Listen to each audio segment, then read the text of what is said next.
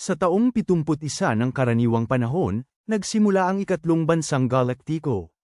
Ito ang panahon kung kailan ipinagpatuloy ng sangkatauhan ang paghahangad nitong sakupin ang universo.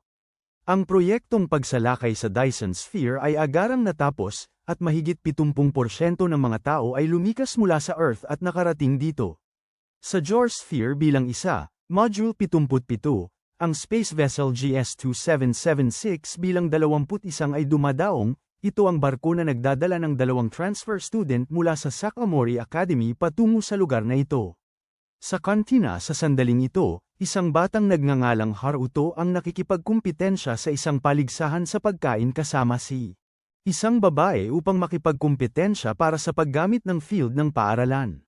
Sa huli, natalo ang batang lalaki na si Haruto sa batang babae na si Shoko, at nanalo ang grupo ng mga babae sa karapatang gamitin ang field ng paaralan. Sa labas ng hangar, nakita ng isang lalaki na nakasuot ng unipormeng militar ang mga bagong lipat na estudyante. Hindi pa man siya nagkaroon ng oras upang magtaka na mas marami ang bagong estudyante kaysa sa karaniwan ng agad na humugat ng kutsilyo ang puting buhok na lalaki sa kanila at hindi na niya pinakilos ng walang sinuman. Sa paaralan, nagpapatuloy ang buhay ng normal. Tahimik na nag-aaral si Haruto. Tila napakasaya ng iba pang estudyante sa kanilang bagong buhay sa planetang ito na Dyson Sphere. Sa panahong ito, nagbubulungan ang mga estudyante sa isa't isa tungkol sa patuloy na paghimasok ng militar ng Dorshan sa kanilang teritoryo, at muling kailangang bilhin ng mga tao ang kapayapaan mula sa kanila. Patuloy na nagte-text ang mga estudyante sa isa't isa habang nasa klase tungkol sa mga tsismis, tungkol sa pagkakagusto ni Haruto kay Shoko, o iba't ibang usapin sa paligid ng eskwelahan. Pagkatapos ng klase, naglalakad ang kaibigan ni Haruto na si Inusuka kasama ang isang kaibigan nang lumitaw ang mga bagong lipat na estudyante mula kanina at nagtanong ng direksyon. Ang isang miyembro sa kanila, na siya ring puting buhok na batang lalaki kaninang umaga, ay may matalas na kakayahan sa pagmamasid at alam niyang sa pamamagitan ng gusali sa unahan, batay sa istruktura ng gusaling iyon.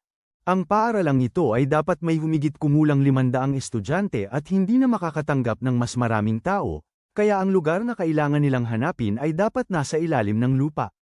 Muling umalis ang buong grupo sa pagkagulat ni Inusuka at ng kanyang kaklase. Sa paaralan, nakikipag-usap si Haruto kay Shoko, hindi alam na ang mga bagong lipat na estudyante ay nasa likuran lamang nila. Ang kaibigang may puting buhok, nang marinig si Haruto na nagsasalita tungkol sa hindi paggusto sa kompetisyon at pagnanais na mamuhay ng tahimik, ay medyo nagalit at agad na lumapit upang agawin ng susi mula sa kamay nito.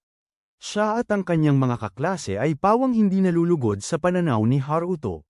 Gusto ni Haruto na mabawi ang susi ngunit hindi niya magawa at siya pa nga ay napabagsak. Isantabi muna ang kwentong yon, sa swimming pool, isa-isang pumapasok ang mga estudyante, ngunit isang estudyante, si Rekino, ay hindi pa dumarating. Ang batang babae ay nakaupo sa labas ng paaralan. Hindi kalayuan ay sina Shoko at Haruto kasama si Inusuka at mga kaibigan na naglilinis. Ang mga peking transfer student ay maayos na nakapasok sa basement ng paaralan. Sa ibang lugar, naglilinis sina Haruto at ang kanyang mga kaibigan sa isang dambana sa Legend, isang lugar na may kakayahang matupad ang mga kahilingan. Nag-uusap sina Haruto at Shoko, ang tagpo ay tila isang romantikong love story na malapit nang magbukas. Hindi tulad ng payapang tanawin sa loob ng Dyson Sphere, sa labas, matapos matanggap ang balita na matagumpay na nakapasok ang kanyang mga estudyante sa Dyson Sphere, isang plota ang nagsimulang isagawa ang kanilang kampanyang Virgin Road, naghuhudyat ng nalalapit na labanan. Ang kanilang maliliit na sasakyang pangkalawakan ay nagawang samantalahin ang mga kahinaan sa baluti na nakapalibot sa planetang ito upang makalusot sa loob, habang nanatiling walang kam-alay-malay ang mga ordinaryong mamamayan. Agad na sumugod ang mga security robot upang harapin ang mga sumasalakay, ngunit lahat ay nabigo. Ang mga barko ay modelong Dorshan at W50 pa, na pag-aari ng puwersa ni Waffle. Ang mga robot na barkong ito ay walang pag-aalinlangang nagpapaputok kung saan-saan sa lugar, na nagdudulot ng pinsala o pagbagsak ng mga istruktura, na naapektuhan maging ang mga estudyante sa paaralan. Ang mga puwersa ng militar ng tao sa Dyson Sphere ay tila pasibo sa harap ng matitinding pag-atake ni Dorsha. Hindi sila makahingi ng tulong mula sa labas. Lahat ng nasa kompartimento ng barko ay hindi maintindihan kung bakit ginagawa ito ni Dorsha, dahil sila, si Jor, ay palaging nasa panig ng neutral. Sa kritikal na sitwasyong ito, ang mataas na silid ay inaatake rin ng mga transfer student na yun, at sa ilang putok lamang ay madali nilang nag-api ang lahat dito. Nakakita ang mga estudyante ng isang dambuhalang makina, ngunit bago pa man nila balakin ang anuman, nagawa ng tanging nakaligtas na paandari ng makina sa tamang oras. Si Haruto sa labas ay tumatakbo upang lumikas kasama ang lahat at nagkataong nakatayo kung saan umaandar ang makinang iyon. Habang sila ay nalilito, si Shoko, na nais iligtas ang isang naipit, sa kasamaang palad ay tinamaan ng putok mula sa isang robot ng Dorshan. Si Haruto ay nabigla, takot at gustong puntahan si Shoko, ngunit ang buong lugar na ito ay nawasak at walang matitira. Pinayuhan ng lahat si Haruto na sugpuin ang kanyang sakit at patuloy na kumilos bago pa mamatay ang lahat. Haruto sa galit ay nagpas siyang sumugod patungo sa mecha at pumasok dito, sa kabila ng pagtatangka ni Inazuka at Rekino na pigilan siya. Bagaman walang nauunawaan, pagkatapos ng ilang segundo ng pagsubok ng iba't ibang pindutan, nagawa niyang kontrolin ang robot. Sa labas, nakita rin ito ng mga robot ni Dorsha. Agad nila itong ginawang target para atakehin. Bagaman napaganya ni Haruto ang makina, hindi niya alam kung paano ito kontrolin at patuloy na inaatake. Ang eksenang ito ay nakunan ng kamera, may nagdesisyon na ipalabas ito sa buong mundo. Sa social media, ang mga tao mula sa ibang lugar ay lubos na nababahala sa kasalukuyang sitwasyon. Roon, ngunit sa pangkalahatan ay iilang salita lang ang kanilang ambag. Ang eksena sa paaralan ay ganap na naipapalabas para saksihan ng buong mundo. Ngayon, malapit ng lubusang masira ang robot at desperado si Haruto. Tila naghihintay na lang ang lahat ng opisyal na pagkabigo. Naalala ni Haruto ang mga salitang sinabi sa kanya ng batang may puting buhok. Nagpasya siyang tatayo at lalaban, kaya't pumayag siyang gamitin siya ng makina. Kaagad, nilikha muli ang robot ayon sa template at DNA ni Haruto. Nagbago ang magnetic field mula sa katawan nito na naging dahilan upang ang robot ng Dorshan na umaatake dito ay maging pinadapa. Agad na sumugod ang mga robot ng Dorshan upang umatake mula sa malayo, ngunit lahat sila ay hinarap ng robot ni Haruto na parang kidlat na mabilis na pinapatumba silang lahat. Hindi rin maintindihan ng pinuno ng mga robot ng Dorshan ang nangyayari, ngunit bago pa niya balakin ang anuman, siya mismo at ang kanyang robot ay napataob na. Ang mga nagmamasid mula sa mga screen sa labas ay lahat nabigla at natuwa sa mga nagawa ni Haruto at ng robot na Valve Rave. Si Haruto, matapos lumaban, ay pagod na lumabas mula sa robot. Lahat ng mga nagmamasid ay masayang binabati siya. Nagkaroon din ng pangalan si Haruto sa isang labanan, ngunit hindi siya makapagdiwang dahil si Shoko, ang dalagang gusto niya, ay pumanaw na ngayong araw. Pagbubukas ng episode 2 ay ang eksena ng batang may puting buhok na madaling dumaan ang kutsilyo nito sa katawan ni Haruto, pagkatapos ay hindi nag-atubiling barilin si Haruto ng 2 o 3 beses pa. Ngunit sa sandaling mukhang tiyak na ang tagumpay, isang katawan na eksaktong katulad ni Haruto ngunit may mga peklat ng dugo mula sa likuran ang biglang lumitaw at kinagat ang leeg ng lalaking may puting buhok, tulad ng isang vampira na ginagawang katulad niya. Pagkaraan ng ilang sandali, nagtagumpay sina Inuzuka at mga kaibigan na hanapin sila. Duguan si Haruto habang bumagsak ang batang may puting buhok sa tabi niya. Nang gustong dalhin pabalik ng lahat si Haruto para gamutin, muling lumitaw ang mga tao ni Dorsha, na gusto silang mabilis na lumayo sa Valve Rave, na siyang robot sa tabi nila. Nang gustong saktan ng mga Dorshan ang lahat ng estudyante, biglang may inilabas na baril ang batang may puting buhok para pigilan sila. Ang taong ito, si L-Elf, ay itinuro sa mga estudyante ang daan palabas sa pagkamangha ng lahat. Habang hindi naiintindihan ng mga Dorshan ang nangyayari, agad na pinaputukan ni L-Elf ang isa sa kanila, pagkatapos. Mabilis na tumakas kasama ang mga estudyante. Sa loob, kaina-hinalang tinanong ng mga estudyante si L-Elf kung ano ang gusto niyang gawin at kung bakit niya sila iniligtas. Dito, isiniwalat ng batang nagngangalang L-Elf ang nakakagulat na balita na siya pala si Haruto. Hindi rin niya maintindihan kung bakit pa siya umiiral sa katawang ito. Kinabukasan, ang buong lungsod ay napalibutan ng mga robot ni Dorsha. Ang mga ordinaryong mamamayan ay patungo na rin upang lumikas kasunod ng mga utos ng mga puwersang sumasalakay na ito. Ang mga estudyante ay nakakolekta rin sa gymnasium at kinumpiska ang lahat ng kanilang mga telepono. Isang sundalo ang dumating upang ipaalam sa kanila na ang pamahalaan ng Jor ay sumuko ng walang pasubali. Ang bansang ito ay hindi na Jor, kundi magiging bahagi ng makapangyarihang kontinente ng Dorshan. Sa Zelda, matapos ang isang laro ng Jack and Poy, napatunayan ni Inuzuka na ang taong nasa katawan ni Elf ay tunay ngang si Haruto. Sa sandaling ito, nagtataka ang lahat kung bakit marunong gumamit ng baril si Haruto. Naniniwala ang batang babaeng si Rekino na ito ay ang muscle memory at kasanayan sa pakikipaglaban ng katawang ito. Nagtataka ang lahat kung ano ang susunod na gagawin. Gusto ni Haruto na bumalik sa robot na Valvrave at paalisin ang lahat ng Dorshan mula sa kanilang planeta. Nais niya ng paghihiganti para kay Shoko. Sa labas, ang desyertong planeta ay natatakpan ng watawat ng Dorsha. Tapos na ang kanilang pananakop sa Jor. Ang kanilang target, ang Valvrave, ay nabawi ng hindi gaanong napinsala.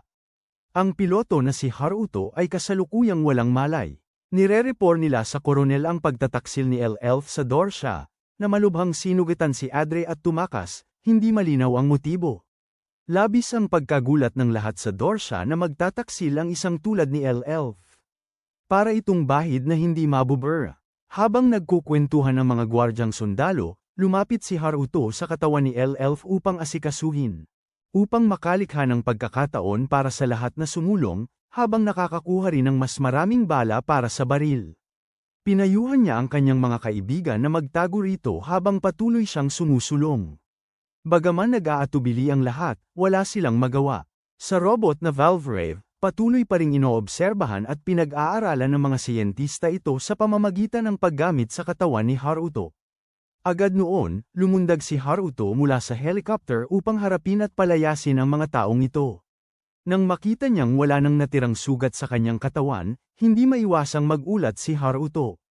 Hindi lang siya, pati si Inuzuka ay paiba-ibang minamaneho ang isa pang helicopter upang tulungan si Haruto. Lumukso si Rekino mula sa helicopter patungo sa Valvrave, nais sumama kay Haruto, dahil sa magulong sitwasyon ay wala silang pagpipilian kundi tanggapin ito. Sa panig ng ospital, nakatanggap ng balita ang mga tao na nasa labas si Elf at papasok sa Valvrave. Sa loob, pinigil ni Rekino si Elf. Gusto nilang subukang muling likhain ang naging sanhi ng pagbabagong ito upang maibalik ang kanilang mga kaluluwa sa normal. Tapos na, agad lumapit si Haruto na nasa katawan ni Elf upang kagatin ang sarili niyang katawan. Agad ngang sa isang iglap, bumalik si Haruto sa kanyang sariling katawan, habang bumalik din si Elf ngunit ay nakatali na. Nang sinisikap pa lamang ng mga siyentista at sundalo na hulihin muli ang grupo ni Haruto, ang Valvrave ay naisaaktibo upang tumayo. Kinokontrol ni Haruto ang robot upang walang tigil na sirain ang higanteng sasakyang pangkalawakan ng Dorsha, ngunit mabilis din itong nalaglag sa dagat dahil sa pagyanig. Si Elf na nakatali sa tabi ay mabilis na napagtanto na ang dalawang tao sa harapan niya ay walang kakayahang lumaban, kaya tahimik siyang sinisikap na kalagin ang sarili. Kinokontrol ni Rekino at Haruto ang Valvrave upang umalis sa Dyson Sphere at nais nang bumalik sa Earth, ngunit agad na sumugod ang kalaban na naghahangad na alisin sila. Elf agad na sinasabi sa kanila na sumuko, ngunit syempre parehong tumatanggi sina Haruto at Rekino. Sa kritikal na sitwasyon, biglang pinindot ni Haruto ang isang switch, inaktibo ang isang function upang sumugod pasulong ng napakabilis, tinulungan siyang pansamantalang talunin ang mga robot na iyon. Sa ibaba, nagpasya si Adre na kusang sumali sa laban. Sumakay siya sa sarili niyang barko upang lumabas sa kalawakan. Matapos maalis ang huling robot, kailangang harapin ni Haruto ang QVR ng mga peking transfer na iyon. Ang bagay na iyon ay ang pinahahalagahang hiyas ng militar at ang heavy combat unit ideal. Ano ang tumulong kay Dorsha para talunin ang makapangyarihang tagapagmana? Bitbit ni Adre ang galit sa pagtataksil. Patuloy na inaatake ang Valvrave gamit ang pinakamalaking pampasabog. Dahil sa patuloy na pag-atake, unti-unting napupunta ang Valvrave sa posisyong hindi na nito kayang depensahan. Kung magpapatuloy ito, mauubusan ng enerhiya ang robot at titigil sa paggalaw. Habang nag-aalala pa rin si Haruto, nakawala si Elf mula sa mga lubid. Hinawakan niya si Rekino at kinuha siyang bihag, itinutok ang baril kay Haruto. Hinihingi ni Elf na mabilis na sumuko si Haruto, ngunit hindi pinahihintulutan ng kasalukuyang sitwasyon na sila ay makapanlaban. Sa sandaling ito, nilapitan ni Adre ang Valvrave at galit na tinanong kung bakit siya binaril ni Elf, sinabi rin niyang maghihiganti siya. Ngayon ay naguguluhan si Elf, hindi niya maintindihan ang nangyari nung siya ay walang malay. Tensyonado ang sitwasyon, pilit na lumalaban si Haruto ng depensiba. Hindi lang ang robot ni Adre, kundi pati na rin ang robot ng batang si Qvir ay sumugod din, gustong subukan ang lakas kay Elf. Sa kritikal na sandali, nagulat si Haruto nang makatanggap ng tawag sa telepono mula kay Shoko. Lumabas na buhay pa pala ang dalaga at naiipit sa isang sasakyan, hindi patay. Humihinga na ngayon si Haruto ng maluwag, hindi napapansin si Elf na tumitingin sa kanya ng puno ng pagdududa. Bago pa man makapagbunyi ng matagal, sapilitang pinipilit ng pag-atake ng kalaban si Haruto na magpatuloy sa pakikipaglaban, ang patuloy na pag-atake ay naging dahilan upang tuluyang huminto ang Valvrave. Sa kritikal na sandali, ipinaalala ni Elf sa kanila na gumagana pa rin ang makina, subukan lang nalampasan ang bilang na nakatala na sa sistema. Sa labas, nakontrol na ni Adre ang Valvrave, pinipilit sila ng sitwasyon na sumuko. Patuloy na hinihingi ni Adre ang pagsuko ni Elf dahil ayaw niya itong patayin. Si Haruto, dahil buhay pa si Shoko ay mas nagkaroon ng pag-asa. Agad niyang hinayaang ilabas ng Valvrave ang kapangyarihan nito. Pinilit ng kapangyarihang ito si Adre na umatras. Talagang nagbago ang Valvrave, naglalabas ng matinding sinag ng ilaw na hindi pa nasalayan kailanman. Sa nagugulumihan ang mga mata ng lahat, ginamit ng Valvrave ang sarili nitong katawan bilang sandata, winasak ang barko ni Adre. Sa mismong sandaling ito, lumitaw din ang mga puwersa ni Ares sa eksaktong oras na ito na umaatake kay Dorsha, pinipilit si Qvir na bawiin ang mga tropa. Pagkatapos nito, galit na kinwestiyon ni Elf si Haruto tungkol sa lahat ng bagay mula simula hanggang dulo, tungkol kung bakit buhay pa rin si Haruto at kung bakit niya pinatay si Adre. Sa Dyson Sphere, pagkatapos ng mahabang panahon ay nakahanap din sa wakas si Shoko ng daan palabas, bumalik din sina Haruto at Rekino, si Elf ay muling nahuli. Sa muling pagkikita, nagpasya si Haruto na baguhin ang gusto niyang sabihin, hindi na gustong umamin kay Shoko ngunit mabilis na umalis. Lumalabas na wala ng ibang pagpipilian si Haruto, nakapatay siya ng mga tao at naging isang demonyo, pakiramdam niya ay hindi siya maaaring magkaroon ng damdamin sa panahong ito. Sa taong 71 ng karaniwang panahon, 70% ng populasyon ng mundo ay nakatira sa kalawakan. Ang hukbo ni Dorsha ay nahahati sa dalawang magkasalungat na paksayon. Ang Pederasyong Dorshan Military Pact ay itinatag mula sa isang bansa na nagbibigay prioridad sa puwersang militar, habang ang isa pang makapangyarihang bansa na umaasa sa mga pribadong kasunduan sa kalakalan ay ang Ares. Bukod pa rito, mayroon ding ikatlong bansa na pumapayag maging anino ng dalawang superpower sa itaas, ang Jor. Ang lugar na ito ay dating isang mapayapang bansa na sumusunod sa neutral na panig, ngunit biglang sumalakay si Dorsha at nagdulot ng kaguluhan dito. Sa oras na ito, si Elf ay dinala para sa interogasyon. Pagkatapos malaman ito, agad na nagtaas ng pagbabantay si Elf, itinutok ang mga baril sa kanya pagkatapos. Iginigiit na mabilis silang sundan ng taong ito. Bago umalis, biglang sinabi ni Elf ang ilang salita, oras at lokasyon, tila isang paalala para kay Haruto na naroon. Pagkatapos ng mahirap na panahon, nagtipon ng mga estudyante sa iba't ibang lugar sa paligid ng paaralan sa inip at kawalan ng pag-asa. Ang mga sugatan ay nasa ospital, ang mga namatay ay pansamantalang inilibing. Sa eksenang yun, lumitaw na sa paaralan si Ares at ang kanilang Moonroute team. Bumaba si Senador Figueroa mula sa spacecraft sa gitna ng palakpakan at kagalakan ng lahat. Sa panig na ito, sina Haruto at ang kanyang mga kaklase na nakatingin sa kanilang paaralan na nasira na ay hindi maiwasan. Ngunit nalulungkot, ang ibang kaklase, nang makita nilang dumating si Haruto, ay agad na nagkumpulan sa paligid niya, tinuturing siyang isang bayani. Pinasalamatan nila siya na parang siya ang pag-asa ng sangkatauhan.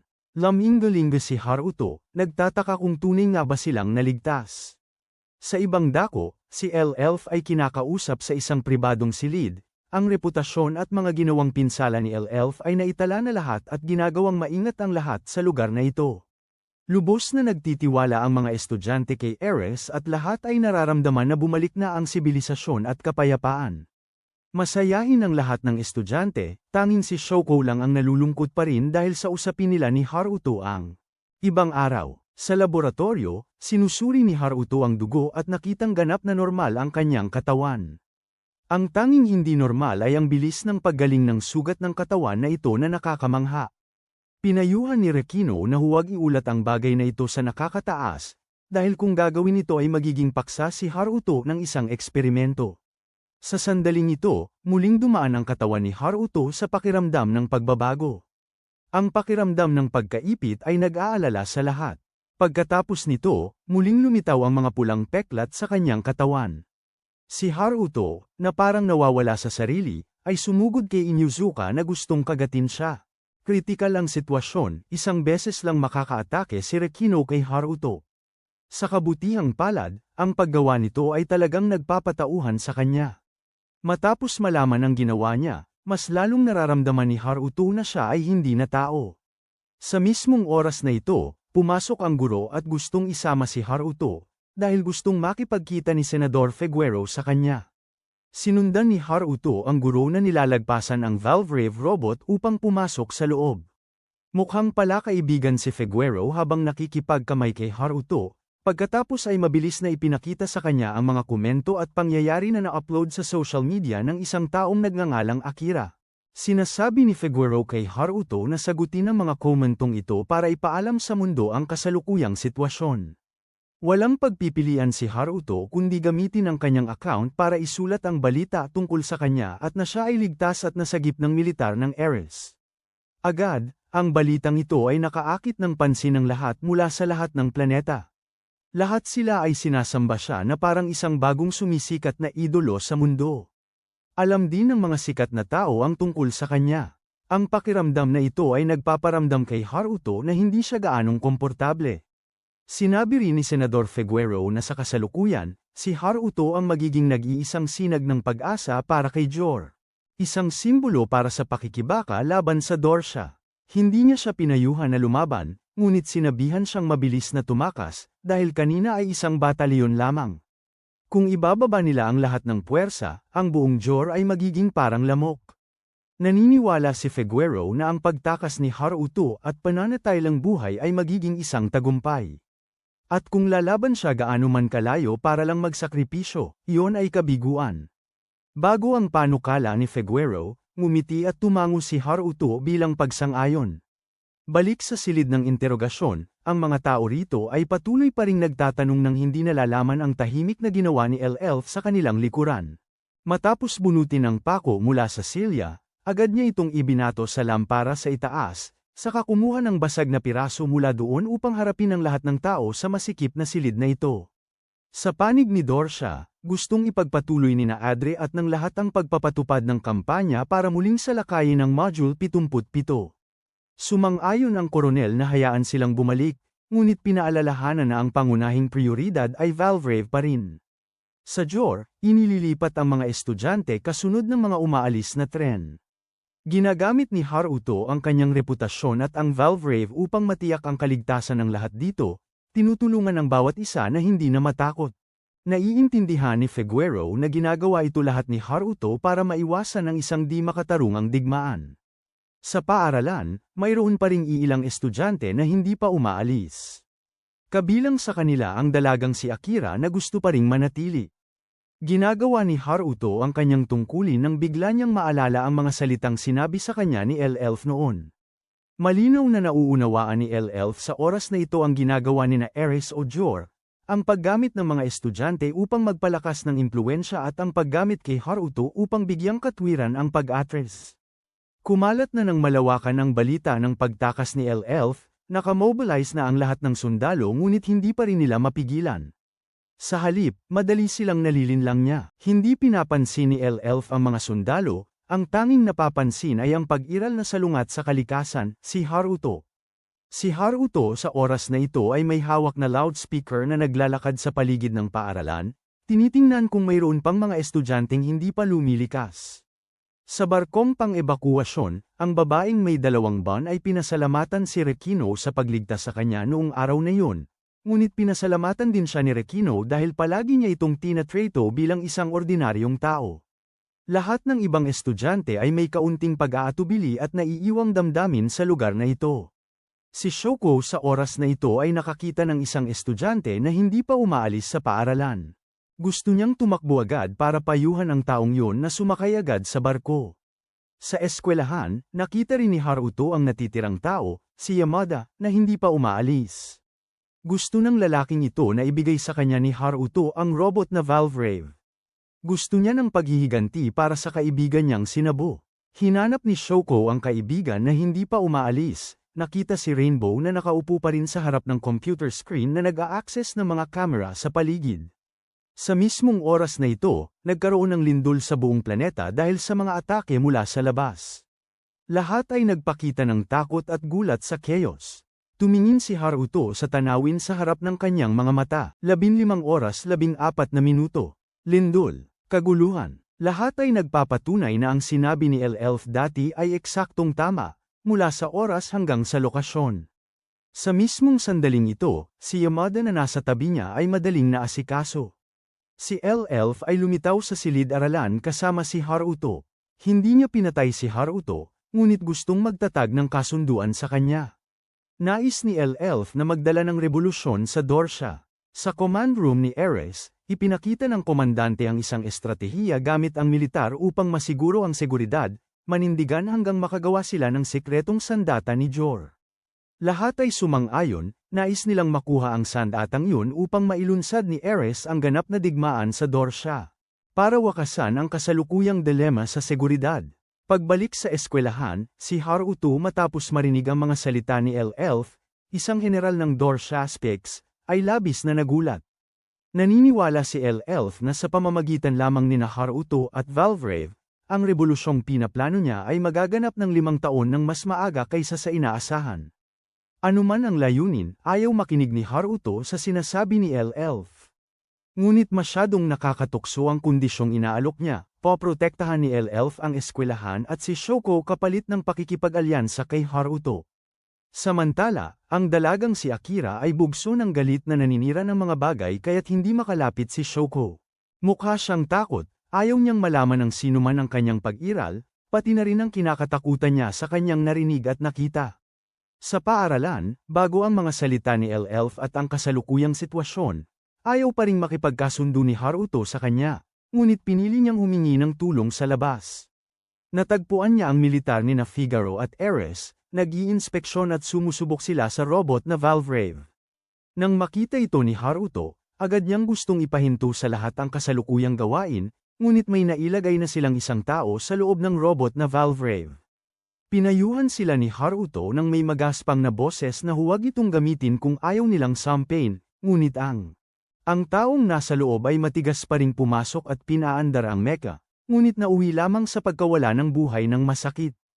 Nabigla ang lahat sa kasalukuyang sitwasyon, maging si Haruto ay hindi maintindihan kung bakit ganoon ang nangyari sa taong nasa loob.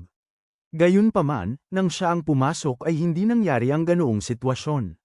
Sa labas ng kalawakan, si Dorsha ay nagsimulang lumapag sa Dyson Sphere ng mas maaga kaysa inaasahan kasama ang napakaraming sundalo.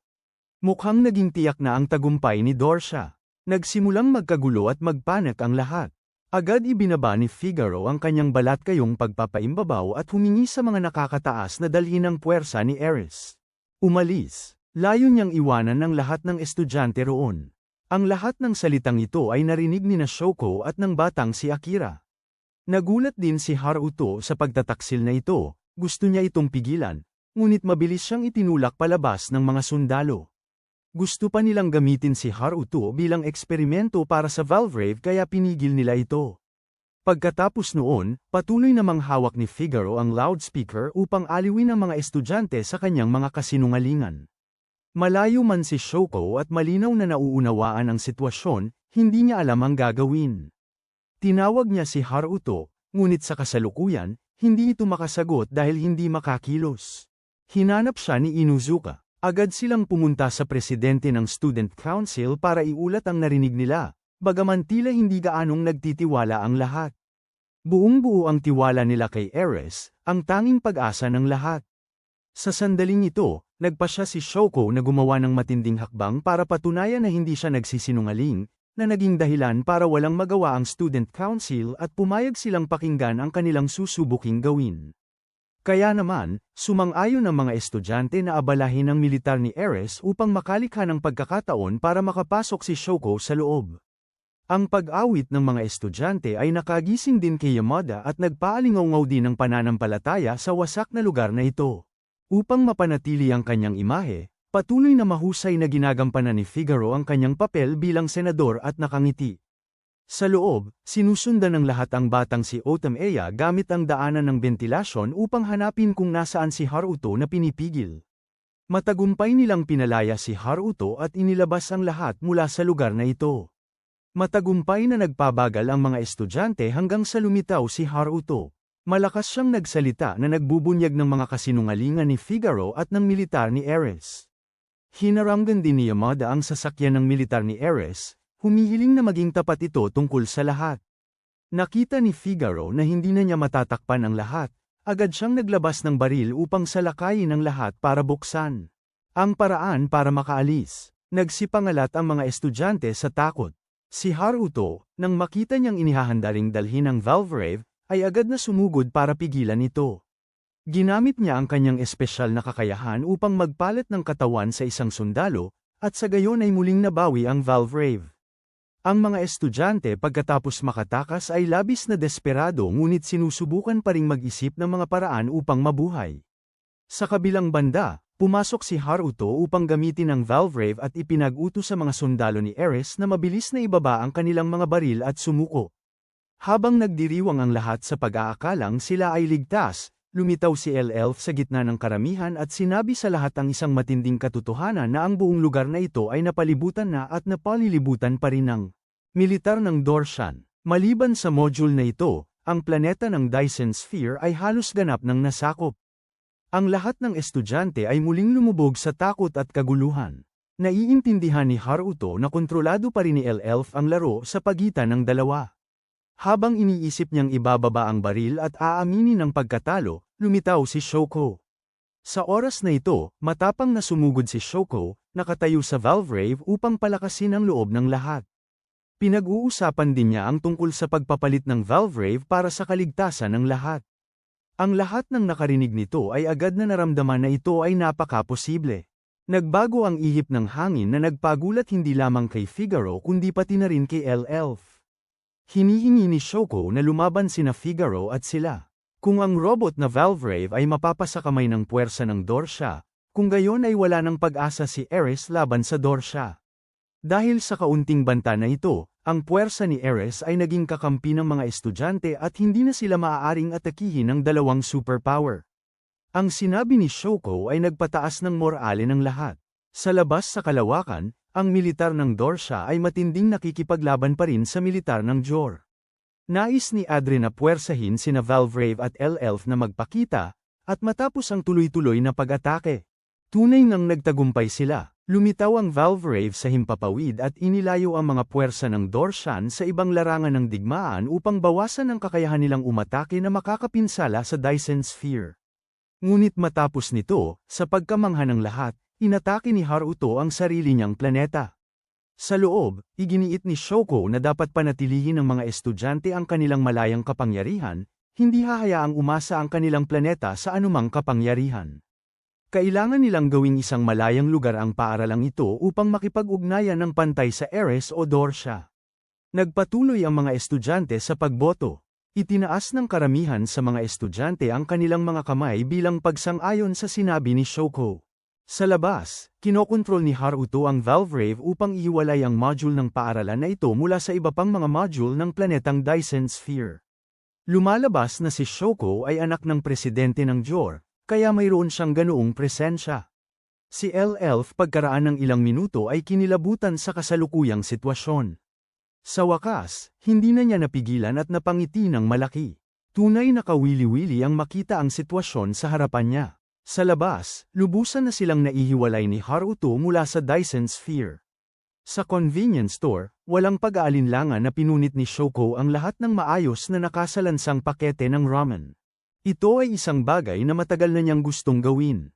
Si Haruto na kasama niyang naglalakad at nakakakita nito ay napilitan lamang ng umiti ng alanganin. Sa ngayon, wala nang mga tuntunin o batas dito. Isang linggo na ang nakalipas mula nang ideklara ni Shoko ang kalayaan. Habang sina Dorsha at Ares ay abala pa rin sa isang Cold War sa labas, malinaw na ipinapakita ng kanilang Module 77 ang kapayapaan sa lahat ng dako. Sama-sama silang nagtatag ng ilang batas at nagsagawa ng rekonstruksyon sa lugar na ito. Halos walang bakas ng mga matatanda ang buong module, kaya tila napakakomportable ng mga estudyante sa lugar na ito.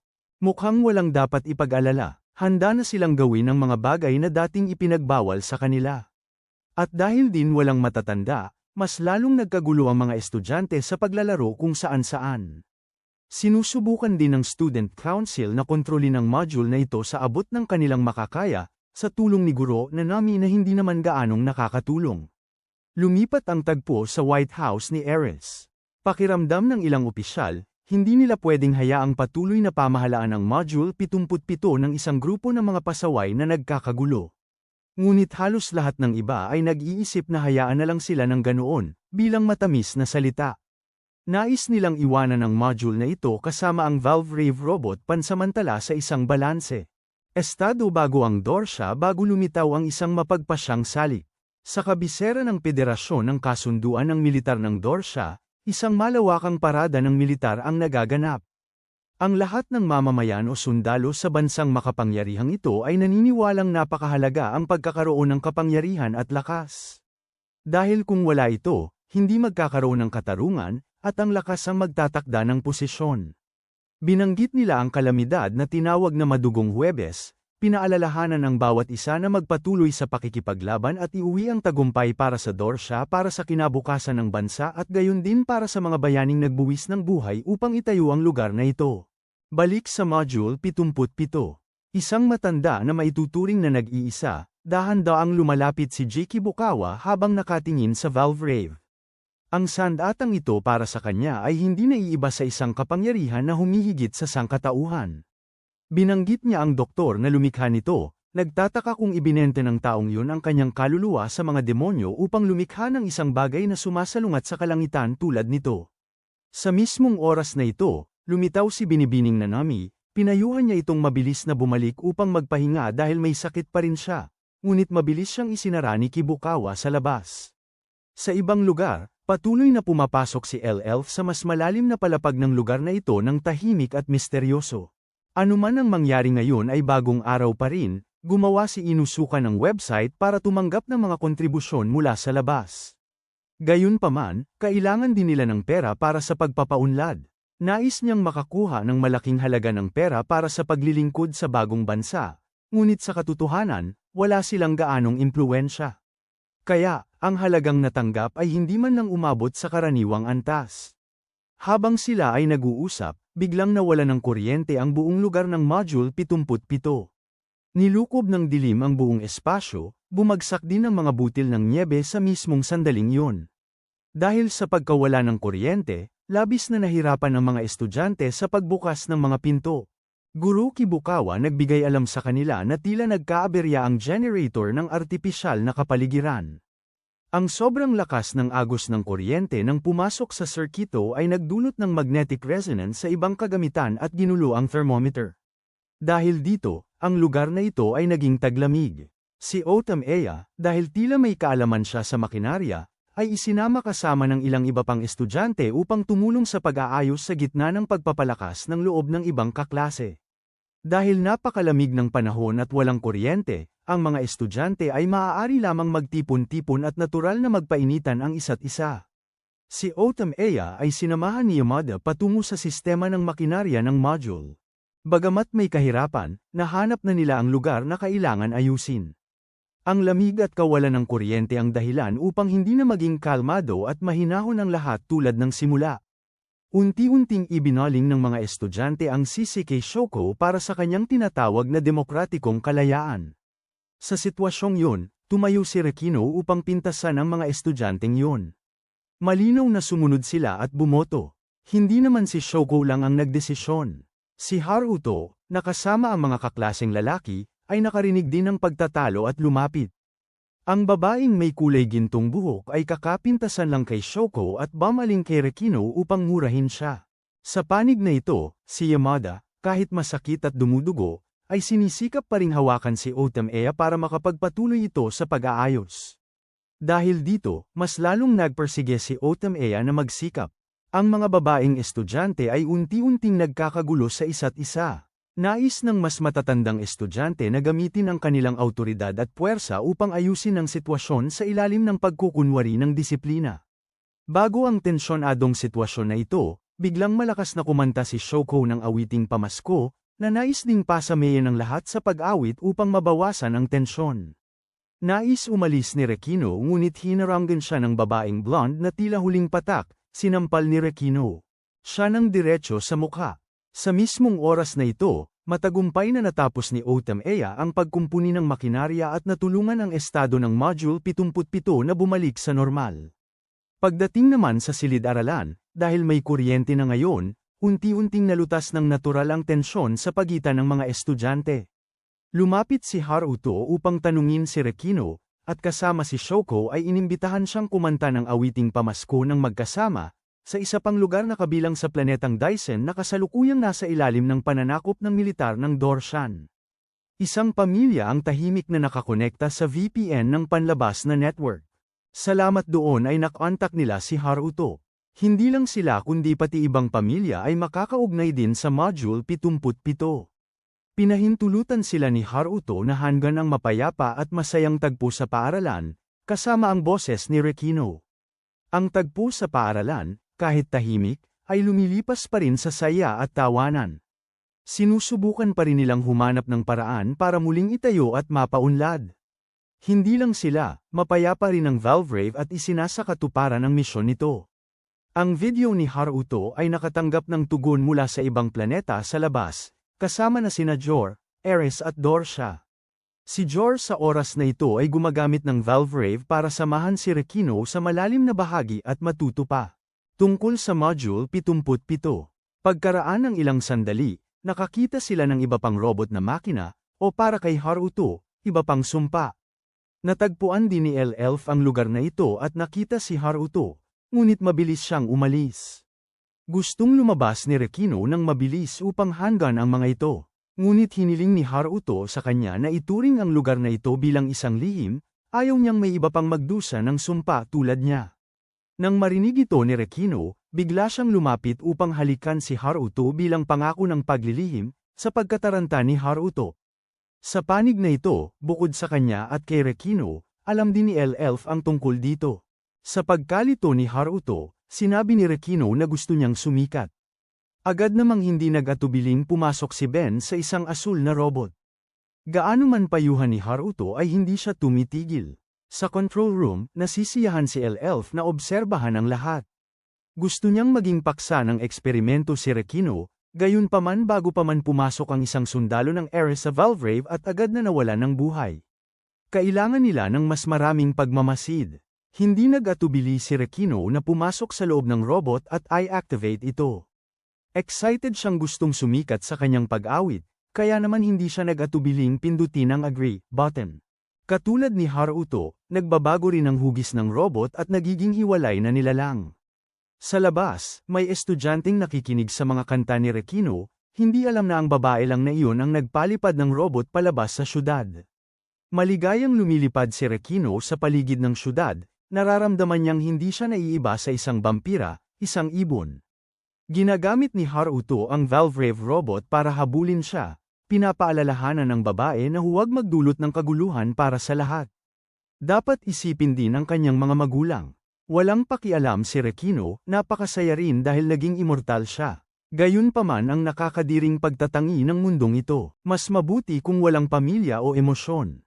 Saka wala naman siyang kaibigan o kamag-anak. Naawa si Haruto nang marinig ito. Ayaw din niyang makita ang kaibigan niyang umiyak. Ngunit sinamantala ni Rekino ang sandaling ito para lumapit at kumagat kay Haruto. Sa ibang lugar, kay tatanggap lang ni Nanami ng tawag mula kay Senador Figuero. Pinapanatili pa rin ng ibang estudyante ang makinarya ng robot na Valvrave. Si Haruto, o mas tumpak ay si Rekino na nasa katawan ni Haruto, ay naglalakad ng makasalubong ang isang blondeng babae na presidente ng Student Council. Ginagamit niya ang katawan ni Haruto para tuksuhin ito bago umalis ng natutuwa. Agad na itinatala ni Elf ang mga conclusion habang inoobserbahan ang lahat. Tugma si Rekino sa robot na yun. Pagkatapos ng lahat, bahagi ang eskwelang ito ng isang nakaplano ng maaga. Nasa labas na ngayon si Haruto sa espasyong pagmamay-ari ng barko ni Dorsha. Galit si Adre dahil hindi nakasali sa kampanya. Ngunit dahil sa mga itinatag na patakaran, maaari lamang nilang tanggapin. Kinabukasan, bumalik si Haruto sa kanyang katawan para lang malaman ang ginawa ni Rekino sa kanya. Ginamit niya ang katawan nito upang tulungan ang sarili na sumikat sa ilalim ng pangalan ng nakababatang kapatid ng isang sikat na tao. Hahanapin ni Haruto si Rekino upang maayos siyang tanungin. Nang mga sandaling yun, tumakbo rin si Shoko para magulat na may gumamit ng pangalan ni Haruto, nahak ang wired system at nag-post ng balita online. Mabilis na kinilala ni Shoko na ang mga pinakamainit na post online ay tiyak na hindi isinulat ni Haruto, dahil lagi siyang patas sa lahat. Matindi ang pagtatalo ng magkabilang panig na labis na nagpalito kay Haruto. Sa wakas, inamin ni Rekino na wala siyang anumang nararamdaman para kay Haruto. Gusto lang niyang sumikat. Hindi ito gaanong naunawaan ni Shoko at Haruto, dahil sikat na artist na naman si Rekino. Sinabi lang ni Rekino na kung hindi niya ilililok ang kanyang pag-iral sa mundo, mawawala siya. Habang nag-uusap, biglang may malakas na ingay na umalingawngaw at umakit sa lahat. Hindi lang si Haruto at ang lahat kundi pati na rin ang ibang estudyante ay nakinig dito. Ito ay ang militar ng Dorshan na sumasalakay sa lugar na ito. Agad na nabigla ang lahat sa balitang ito. Hindi nila maintindihan. Malinaw na sinabi ni Shoko na kung may panig na sumalakay sa Module 77, ang Valvrave ay ibibigay sa kabilang panig. Agad na humingi ng tulong ang mga estudyante mula sa barko ni Ares. Ngunit sila rin ay napalibutan. Laban sa Graf Lagrange Fleet na nangunguna sa pag-atake, gusto nilang ipitin ang lahat sa dalawang panig. Sitwasyon upang matalo ang lahat sa isang bagsakan. Sa panig na ito, ang mga estudyanteng hindi makakontak kay Ares ay tanging si Haruto na lamang ang kayang subukang kontaken. Sa oras na ito, nakita ng lahat na bukod kina Haruto at Valvrave, may isa pang robot na lumitaw, at ang taong kumokontrol nito ay si Rekino pala. Hindi na siya nag-abalang kontaken ang lahat at agad na sumakay sa robot at lumarga palabas sa kalawakan. Natuto si Rekino habang umaatake sa mga robot ng Dorsha. Ang paglitaw ng isa pang robot ay lubos ding ikinagulat ng mga tao rito. Maligayang umaatake si Rekino nang dumating si Haruto at sinabing lumalagpas na siya sa mga limitasyon.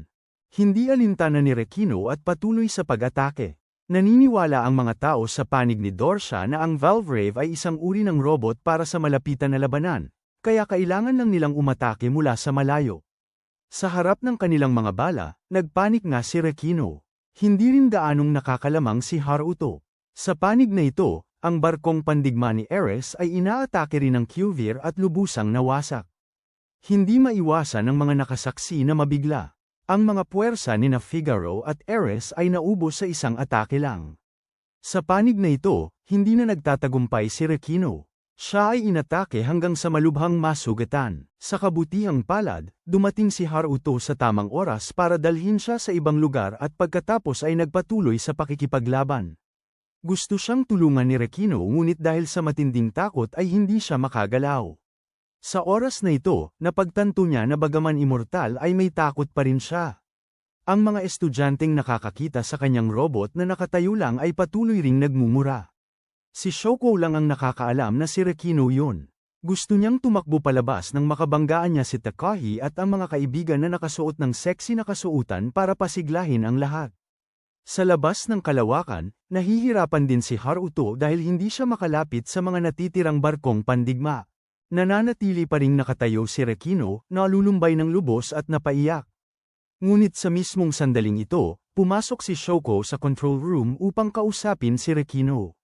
Pinayuhan niya si Rekino na sumulong, dahil tanging siya lamang ang makakapagligtas kina Haruto at sa lahat ng nasa Module 77. Sinabi rin ni Shoko na pinapanood sila ng lahat. Si Rekino ay isang bituin, kaya kailangan din niyang kuminang. Dahil dito, unti-unting nabawi ni Rekino ang kanyang sigla bago siya sumugod. Hiniling din niya na ipalabas nila ang nalalapit na eksena sa social media. Kaya naman, lahat ng nanunood sa mga screen sa ibang planeta ay nasaksihan ang robot ni Rekino na sumusugod pasulong. Nakikita rin nila si Rekino at maging si Haruto. Sa panig na ito, mabilis na lumapit si Rekino. Ginagamit niya ang mga kakayahan ng robot para umilag sa mga bala ni Dorsha. Kahit tinamaan pa rin ang mga bala, hindi siya sumusuko. May matinding pagpapasya na sumikat, patuloy siyang tumatakbo pasulong. Nag-aalala ang mga estudyante na hindi makakayanan ni Rekino. Tanging si Shoko lang ang buong-buong sumusuporta kay Rekino. Pagkaraan ng 1 minutong pag-aalinlangan, nagpasya rin ang lahat na gamitin ang mga salita ng pagsuporta para palakasin ang babaeng uhaw sa kasikatan. Totoo ngang unti-unting nakalaya si Rekino mula sa sarili niyang kadiliman upang lumipad at sumalakay ng mabilis. Nang mas maraming beses na mas mabilis, ginagawang tagumpay ang pagkatalo. Dahil doon, sa tulong lamang ng kanyang robot, si Rekino ay lumusab direkta patungo sa pangunahing barko ng Dorsha na nasa ilalim ng kontrol ni X-Ines. Bago ang kasalukuyang sitwasyon, inutusan ng komandante ng Dorshan ang mga ito na mabilis na umurong. Kaya, muling nagwagi ang Module 77. Ngumiti si Rekino sa wakas, nasisiyahan sa kanyang pagganap. Sa panig na ito, lumisan ang koronel ng Dorshan mula sa observation table, nagpas siyang humanap ng paraan upang isagawa ang isa pang misyon. Sa lugar na hindi nila nakikita, si Adre ay sumulong patungo sa Module 77. Isa lang ang kanyang hiling, ang magapi ang taksil na si L-Elf. Sa ika-214 na taon ng ikatlong bansang Galactica, patuloy pa ring aktibong gumagana ang robot ni Rekino upang labanan ang kalaban. Ang mga atake ng kalaban ay madaling nahaharap niya at itinapon ng malayo. Bagaman lumipas na ang 200 taon, tinutupad pa rin ni Rekino ang kanyang pangako.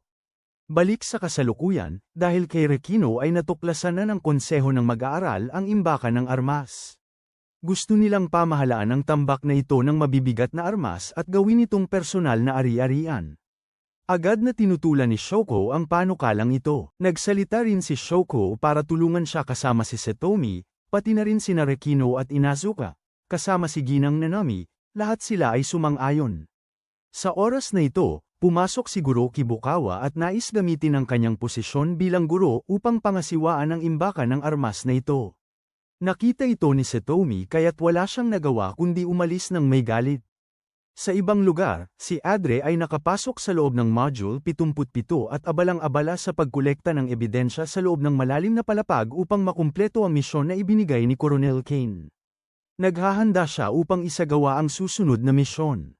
Lumipas ang panibagong araw, si Yamada at ang mga estudyante ay patuloy pa ring nagsasanay ng martial arts ng magkasama.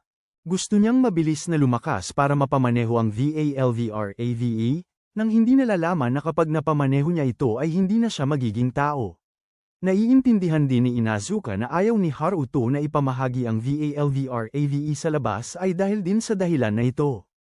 Hindi lang yan, aminado si Haruto na minsan kapag inaatake siya ay wala siyang ipinagkaiba sa isang halimaw, hindi na niya alam kung sino pa siya.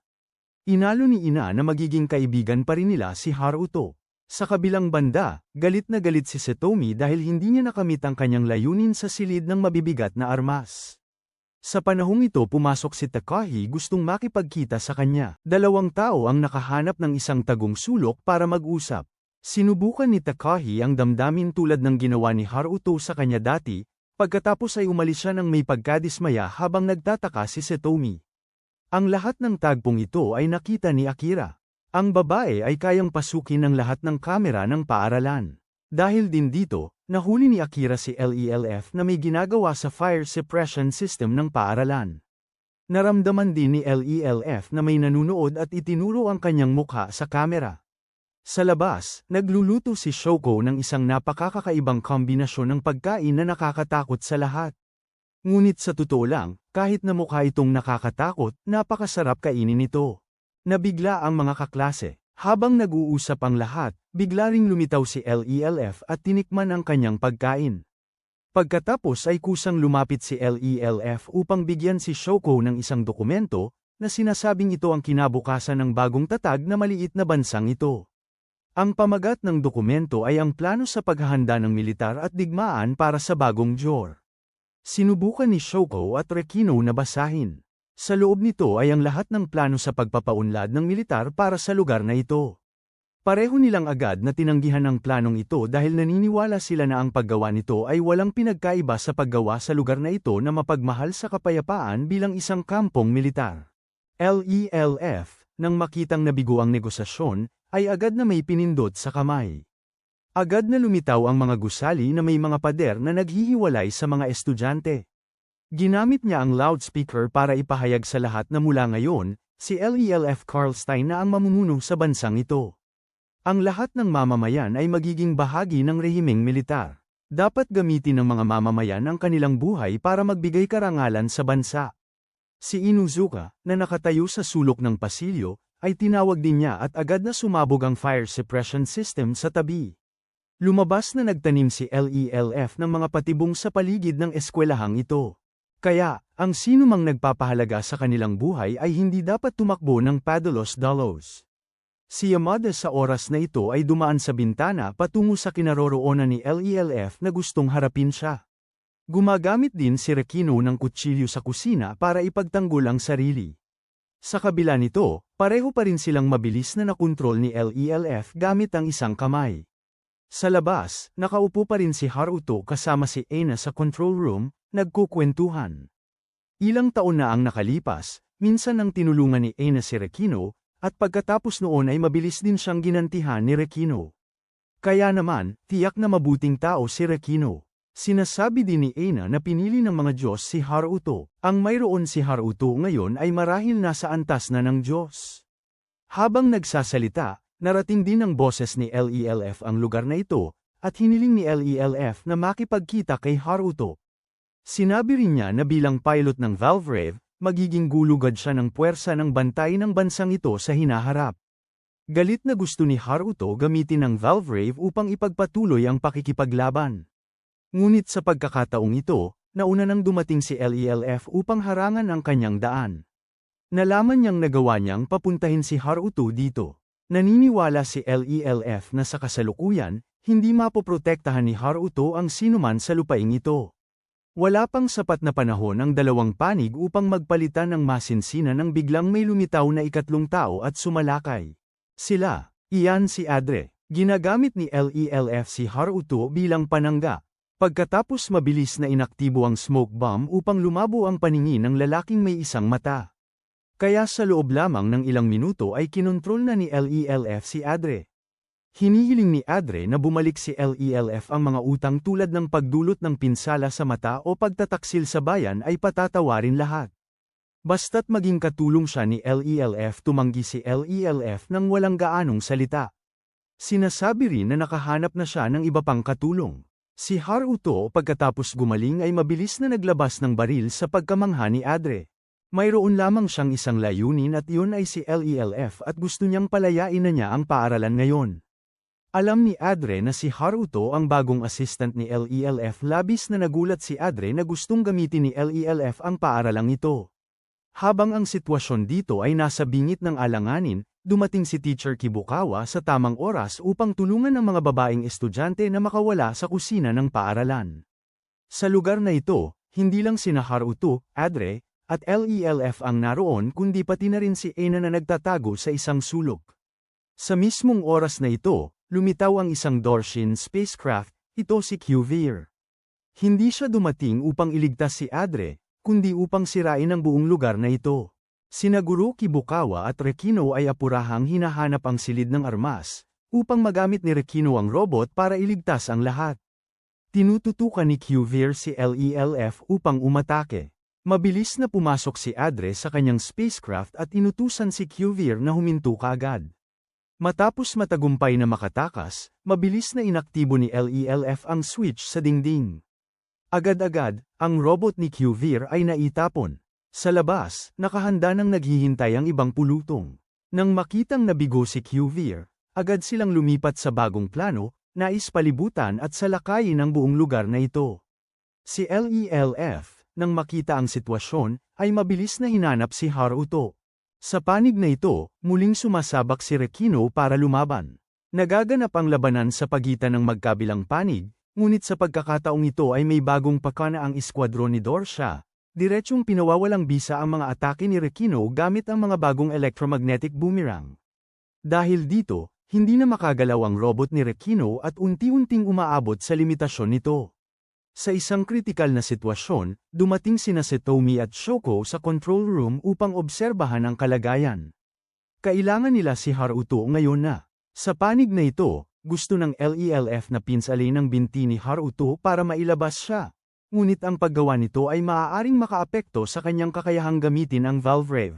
Kritikal na sitwasyon, hinihiling ni LELF na gamitin ni Haruto ang kanyang katawan, bagaman hindi masisiguro kung tugma ang katawan ni LELF sa Valve Rev o hindi. Ngunit wala na rin silang ibang pagpipilian. Sa labas, unti-unting napapalapit si Rekino sa bingit ng kamatayan. Sa kasamaang palad, dumating sa oras ang Valve Rev at natapos ang kasalukuyang pagkakatigil. Pinaalalahanan din ni LELF ng maaga sina Haruto at ang katawan ni LELF tungkol sa electronic boomerang at kung paano haharapin ang kasalukuyang sitwasyon. Kaya, bago pa man umatake ang militar ng Dorshan, nagawa na ni Haruto na umasinta at gumanti ng putok. Sa kanila, isang miyembro na nagngangalang H noon, sa pagkakita na hindi epektibo ang mga atake mula sa malayo, ay hindi pinansin ng payo at sumugod para sa malapitang labanan kay Valve Rev. Naipaalaala na rin kay Haruto ng LELF bago pa man tungkol sa lalaking ito na nagngangalang H noon. Kaya mabilis din na sumugod si Haruto, ngunit ang layunin niya at ng LELF ay hindi ang pagganti, kundi sirain ang kanilang boomerang machine. Agad na napagtanto ni Adre na ang kanilang kalaban ay hindi na lang si Haruto, kundi pati na rin ang traidor na LELF. Muli na namang nabigo ang kanilang paunang estratehiya, kaya lumiko sila at agad na umalis. Rekino, dahil doon, ay nakatakas din mula sa pagkakapulupot ng boomerang. Natagpuan ni Inuzuka ang katawan ni Haruto sa control room, alam niyang ginamit nito ang katawan ng iba. Nais ni Inuzuka na tawagan si Ena upang humanap ng tutulong na maibalik si Haruto para sa core ni Rekino. Ngunit sa sandaling ito, lumitaw ang katawan ni Ena na wala ng hininga at may bahid ng dugo, at lumutang sa ere sa pagkamangha at takot ni Inuzuka. Si Haruto matapos tapusin ang labanan ay bumantong hininga ng ginhawa. Nakakita siya mula sa katawan ni LELF ng litrato ng isang babae.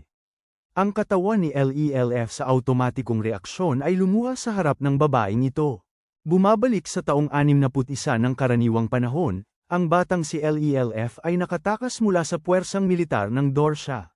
Sa ruta ng pagtakas, nakasalubong niya ang isang batang babae na nakasuot ng unipormeng militar ng Dorsha.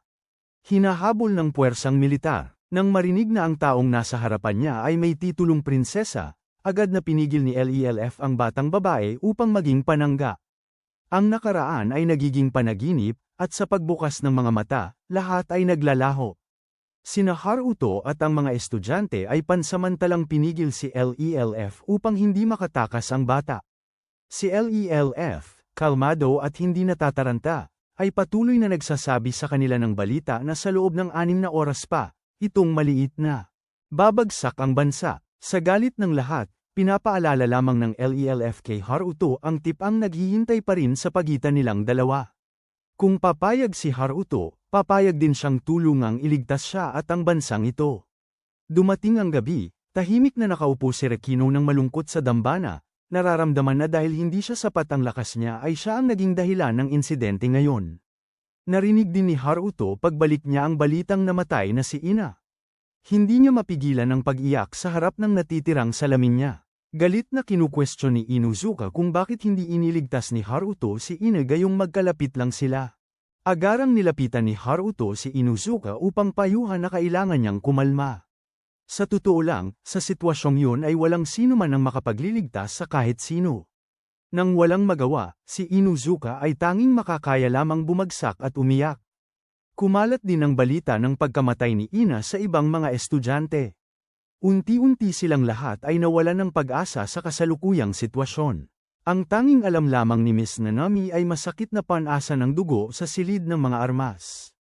Ayaw niyang gawin ng mga estudyante ang malupit na gawaing ito. Si Teacher Kibukawa naman ay tanging nakatayo lamang sa tabi niya ng tahimik. Ayon sa spacecraft, nag-uulat si Adre kay Colonel Kane tungkol sa kanyang natuklasan, tungkol sa Module 77 na may hanggang 5 robot ng Valvrave at ilang iba pang unit. Pinuri ni Colonel Kane si Adre, pagkatapos ay binanggit si L-Elf. Matapos ang lahat ng usapin, binigyan niya si Adre ng huling pagkakataon na ibalik si L-Elf, kung hindi ay wala ng iba pang pagkakataon. Nagpasya si Kane na ipaubaya kay Adre ang mga tungkulin sa pamumuno sa susunod na kampanya dahil siya ang taong may pinakamaraming karanasan tungkol sa Module 77 sa grupo. Nang mag-isa sa silid, tahimik na tiningnan ni Colonel Kane ang lalagyang may lamang isang misteryosong asul na bato. Sa labas, muling naghanda ang puwersang militar ng Dorshen para sa susunod na kampanya ng pag-atake.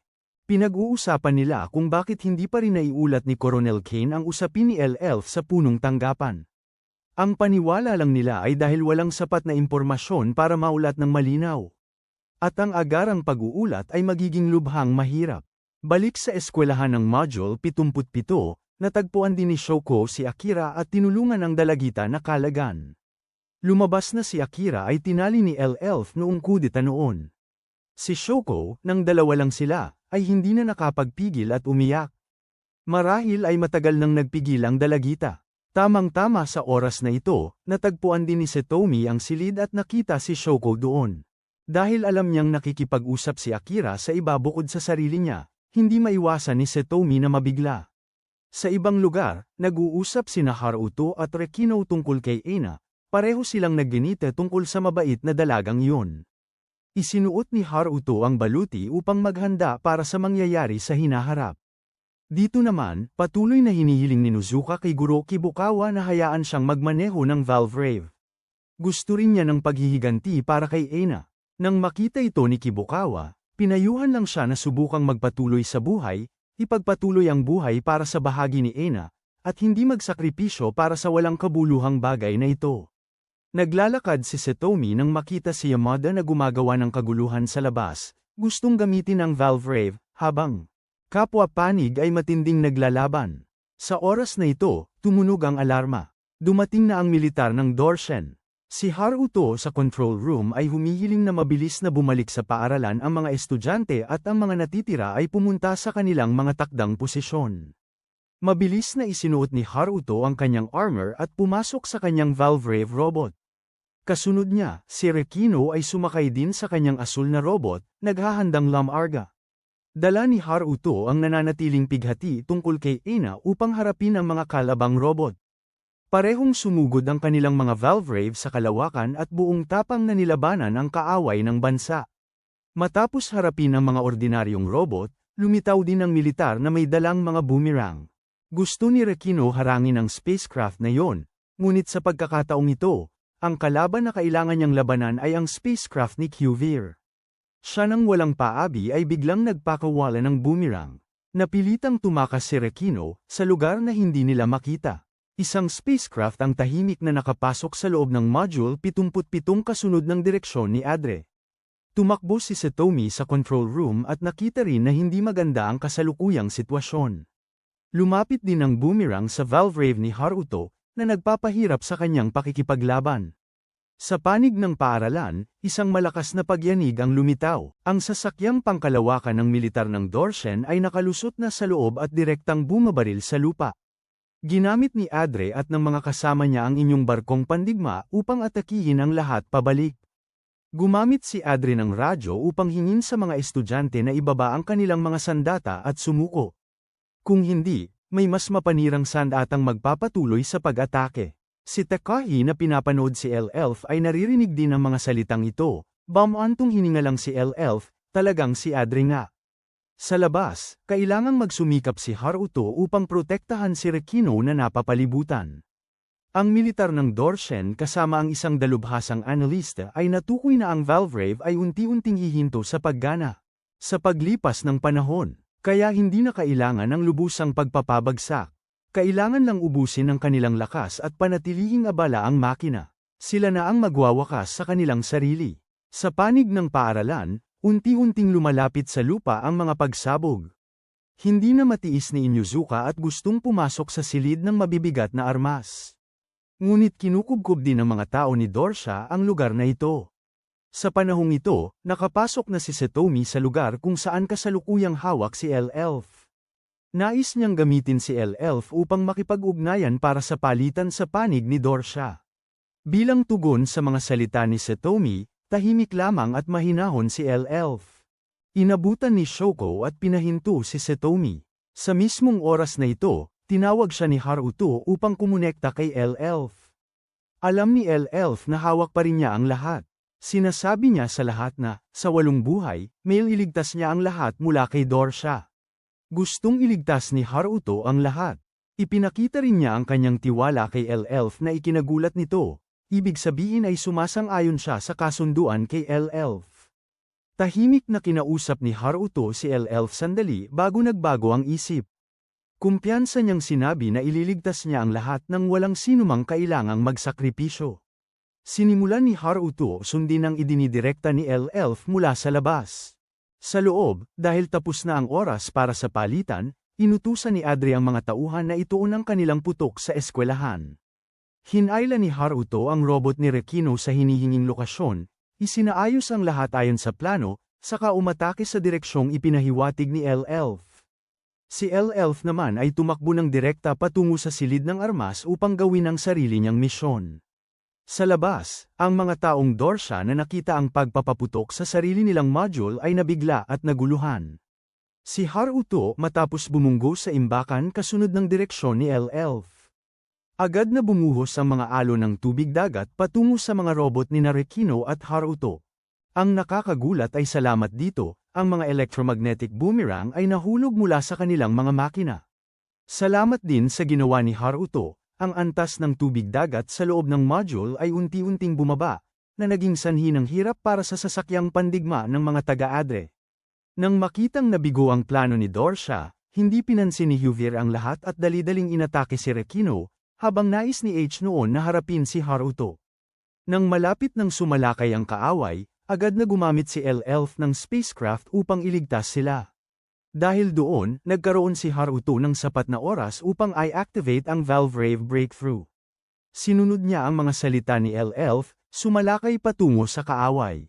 Si L-Elf dahil sa atake ay aksidenteng napalabas din ng spacecraft. Si Haruto ay umatake patungo sa spacecraft ni Dorsha at madaling napabagsak ang karamihan ng kanilang fleet sa pagkamangha ng lahat. Nang matapos, si L-Elf ay palutang-lutang sa kalawakan, patuloy niyang inaalala ang nakaraan. Ang prinsesang yun nang makuha bilang bihag ni L-Elf ay hindi man lang natakot, sinasabi rin na ibabahagi niya ang kalahati ng kanyang buhay para patuloy siyang mabuhay. Pinutol ng babae ang sarili niyang buhok at ibinigay kay L-Elf sa pagkamangha ng lahat. Bumalik sa realidad, mismong nang malapit nang tanggapin ang kapalaran ng kamatayan, natagpuan na siya ni Haruto at ibinalik ang dalawa sa module. Sa tabi ng sasakyang pangkalawakan ni Dorsha, inilabas ni Coronel Kane ang isang bagay, gustong gamitin ito bilang susunod niyang baraha. Pagkatapos ng insidente ng pag-atake noon, gumawa ang lahat ng memorial video para kay Aina at inilagay ito sa social media. Ang mga tao sa ibang planeta ay hindi maiwasang makaramdam ng pakikiramay para sa kanya. Sunod-sunod silang nagpadala ng mga mensahe ng pahinga sa kawawang dalagitang ito. Ang gumawa ng video, si Inuzuka ay walang ganang nag-scroll sa mga komento ng lahat. Nakita niya si Yamada na narito rin, nakatayo sa harap ng libingan ng isang kaibigan at kinakausap sila.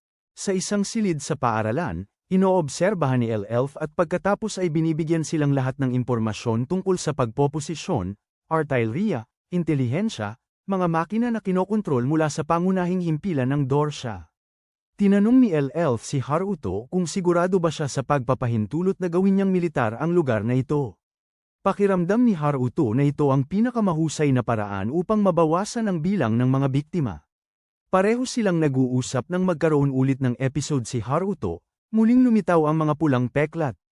Mabilis na ginamit ni L-Elf ang kanyang kakayahan upang tulungan si Haruto na bumalik sa normal. Ngunit nitong huli ay dumarami ang dalas ng kanyang mga episode. Lumipas ang isang bagong araw, at sina Haruto at Rekino ay inililipat ang Module 77 na sumusulong patungo sa neutral na zona. Nagsagawa ang mga estudyante ng pagsasanay militar bilang paghahanda sa mga laban sa hinaharap. Ang programa ng pagsasanay ay binuo ni L.Elf. Dahil sa mga trahedyang nangyayari, napagtanto ng mga estudyante na kailangan nilang maging mas malakas upang protektahan ang kanilang sarili at ang lahat. Bukod sa militar, lumalahok pa rin ang mga estudyante sa mga klase upang mabawasan ang kanilang stress. Nagpatuloy ang isang payapang araw hanggang sa inanunsyo ng control room na may nakita silang nanghihimasok sa imbakan. Sa simula ay inakala ng lahat na ito ay kaaway, ngunit lumabas na si Yamada pala ang taong yun. Pinaalalahanan ni L.Elf ang mga nagnanais na magpaandar ng Valvrave na ang makina ay may sistema ng pagpaparehistro. Kapag nakalog-in na, hindi na ito mapapalitan, kaya hindi nila papayag ang paandarin ito ng isang walang kakayahang piloto. Bago ang mga salita ni L.Elf, nanatili lamang tahimik si Inuzuka. Matapos iyon, tila mas naging determinado siyang magsanay, habang nakaupo ng mag-isa na patuloy na nagsisikap magsanay sa pagkakalas at pagbubuo ng mga baril. Sa malayo, labis na nag-aalala sina Haruto at Shoko para sa kanya, ngunit wala silang ibang magawa. Sa mismong oras na ito, muling umalingaw-ngaw ang tunog ng paglusob. Sa pagkakataong ito, hindi si Yamada dahil siya ay pinigil, kundi ang militar ng Dorshan na sumasalakay mula sa likuran. Agad binuksan ng mga estudyante ang sistema ng panangga na ginawa ni L.Elf upang pansamantalang protektahan ang module. Dahil doon, hindi pa sila kayang tamaan ng mga karaniwang pag-atake. Kaagad pagkatapos nyon, naglabas din ang mga sandata upang puksain ang mga karaniwang robot ng eskwadron ng Dorshan. Kasama sa mga taong kumokontrol ng mga sandatang iyon si Inuzuka. Agad namukan ng mga dating kasamahan na ito ang pamilyar na estratehiya ni L.Elf. Matapos makalusot sa mga pangunahing puwersa, ginamit ni Haruto at Rekino ang kanilang mga Valvrave upang sumugod palabas. Inutusan ni Coronel Kane ang eskwadron na umurong at ilayo ang mga Valvrave malayo sa Module 77 upang ipagpatuloy ang kampanya. Kapag hinahabol ni Rekino at Haruto ang mga robot, lahat sa control room ay hindi maiwasang maramdaman na tila napakalakas na ng Valvrave. Ang tagumpay na ito ay tila muling pag-aari ng panig ni Nuhor. Si Shoko sa oras na ito ay pumasok sa control room na nagdadala ng supply ng pagkain para sa lahat. Hindi pa nagtatagal ang pahinga nang makatanggap ang lahat ng balita na may bagong grupo ng kaaway ang lumitaw. Lumalabas na ito ang taktika ng pagpapaalis sa ahas mula sa lungga. Inilayo nila ang dalawang Valvrave na Diyos ng digmaan para mapalibutan ang buong Module 77. Sa pagkakataong ito, napakalakas ng kanilang mga atake, hindi kayang pigilan ng matagal ng mga kalasag o ordinaryong sandata. Nang makatanggap ng balita, gusto nang bumalik ni Haruto at Rekino ngunit hinaranggan sila ng grupo ni Adre. Tila naging mahirap ang sitwasyon para sa Module 77. Habang nag-aalala ang lahat, si L.Elf lang ang kalmadong nagmamasid sa lahat. Si Inuzuka, matapos ang ilang sandaling pakikipaglaban, ay mabilis na naitapon palabas ng silid ng mga sandata. Si Yamada, na pinigil, ay gusto pa ring tumakas para iligtas ang lahat. Sa mismong pagkakataong ito, nawalan na naman ng kuryente ang buong module, dahil sa labis na paggamit ng enerhiya. Sa sistema ng panlabang kalasag, gustong tumakbo ni Inuzuka para hanapin si Atameya upang ipaayos ang makina ng pagbuo ng kuryente, ngunit muli niyang nakita si Yamada na gustong gumapang papasok sa Valvrave. Matagal na nagtagisan ng magkabilang panig sa isa't isa. Silang lahat ay naghahangad ng paghihiganti para sa mga mahal sa buhay, at silang lahat ay mga kaawa-awang tao, angkop para sa mga papel ng pangunahing karakter. Sa loob ng control room, tahimik na inoobserbahan ni L.Elf ang mga parametro ni Inuzuka at Yamada. Sa kasalukuyan, lahat ay umaayon sa plano. Ginagawa niya ang lahat para mahanap ang taong may pinakamataas na pagnanais na gamitin ang makinang iyon. Ang mananalo ang magiging piloto. Kaya, pumasok na si Inuzuka sa makina. Matapos ang sandaling pag-aalinlangan, tinanggap niya ang pagpaparehistro. Kinuha ang dugo, may koneksyon na nabuo sa pagitan ng magkabilang panig. Muling nag-anyo ang robot upang umangkop sa bago nitong amo. Sa kabilang panig, nagtatagumpay na nais ng puwersang militar ng Dorshan na wasakin ang Valvrave at Module 77. Nang maging kritikal ang sitwasyon, agad na piniloto ni Inuzuka ang Valvrave, lumabas gamit ang kanyang panangga upang harangin ang kanilang atake. Si Inuzuka, na parang bagyo, ay walang tigil na umaatake sa mga spacecraft na yun, ngunit dahil sa kawalan ng karanasan. Inatake mula sa likuran. Sa mapanganib na sandaling ito, isa pang dilaw na valve rave ang lumitaw na binabasag ang spacecraft na yun. Ang taong yun ay si Yamada. Kaya, dalawang tao na may determinasyong maghiganti ang lumaban ng magkasama, tinatanggal ang mga robot na yon. Ang pinuno bago ang sitwasyong ito ay nag-utos na gamitin ang superconducting acceleration method, hindi isinasaalang-alang ang posibilidad na masira ang magkabilang panig. Si L-Elf sa panig na ito ay kumonekta kay Inuzuka, humihiling sa kanya na sumugod pasulong. Ang mapanirang sandata na yun ay kakatapos lang iputok, ginamit ni Inuzuka ang kanyang kalasag upang matagumpay na makatagal. Salamat doon na baliktad ang sitwasyon at umatake pabalik sa spacecraft ng komandante. Kinilala ng mothership na nabigo ang kampanya, kasabay ng pagsilang ng dalawang bagong valve rave ay agad itong umatras. Paglabas ng valve rave, nakatanggap ng papuri sina Yamada at Inuzuka mula sa ibang kaklase. Si Haruto ay iba, paglabas pa lang ng valve rave, agad niyang nakita si L-Elf at galit na hinarap at pinagbuntunan ng galit. Napagtanto niya na alam ni L-Elf ang lahat, at ginawa rin ang lahat para sa sariling layunin. Lumapit si Inuzuka para magsalita para kay L-Elf. Salamat doon pansamantalang isinantabi ang lahat. Sa isa pang laboratorio, tahimik na pinagmamasdan ni Kibukawa ang isang makina nang lumitaw si L-Elf.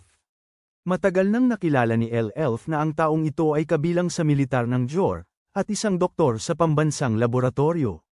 Sa katotohanan, maliban kay Nanami, lahat ng mamamayang kinikilala sa JOR ay pawang tauhan ng militar.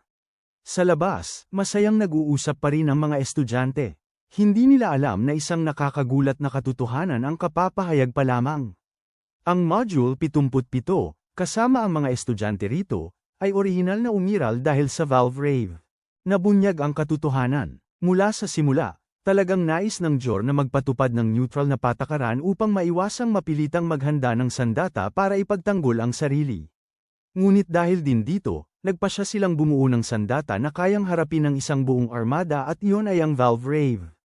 Isinisiwalat ni Kibukawa na ang nagbibigay resulta sa JOR sa pamamagitan ng valve rave ay salamat sa mga rune, mga information particle at lahat ng espesimen ay nabuo mula sa mga particle na iyon. Sa totoo lang, dahil hindi nagkasundo sina Kibukawa at ang mga nakatataas, siya ay itinalaga lamang upang obserbahan ang mga espesimen at ang mga espesimen dito ay ang mga estudyanteng nag-aaral sa akademya. Sa makatuwid, ang lahat ng guro ay mga tauhan ng militar. Si Nanami lang ang tunay na student teacher. Si L-Elf lang ang tahimik na nakikinig sa sinasabi ni Kibukawa. Si Haruto at ang iba pang mga pilotong valve rave ay magkasamang nakaupo. Pinag-uusapan nila kung paano ngayon silang apat ay magiging isang grupo. Si Yamada kasama sina Inuzuka at Haruto ay medyo masaya. Si Rekino ay hindi gaanong masigla. Sa labas, nakikipag-usap si Ginang Nanami sa leader na tagapagmana. Ang lalaki ay tila humihingi ng paumanhin sa hindi niya pagtulong sa Module 77 at nangangako na magkikita sila sa hindi na gaanong kalewang araw. Ang siglang ito ay lalo lang nagpapailang kay Nanami.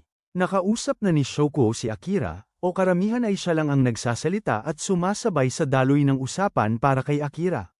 Kinabukasan, nagkita ang apat na tao ng Haruto, at pumayag silang magsagawa ng sariling eksperimento upang makita kung anong mga kakayahan ang kaya nilang gawin.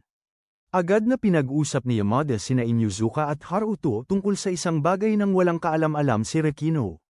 Habang nag-uusap, biglang ginamit ni Ginang Nanami ang loudspeaker upang ipahayag sa mga estudyante na malapit na silang dumating sa buwan, at pagkatapos ay posibleng malaki ang ibibigay na atensyon ng mass media sa kanila.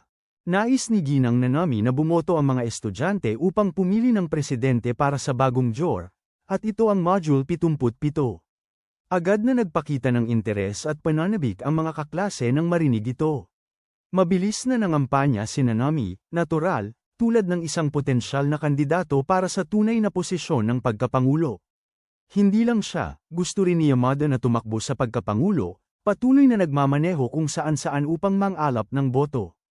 Naniniwala rin si Inuzuka na mas mapoprotektahan ang mga sikreto kung isa sa apat na piloto ng Valrev ang hahawak ng kapangyarihan.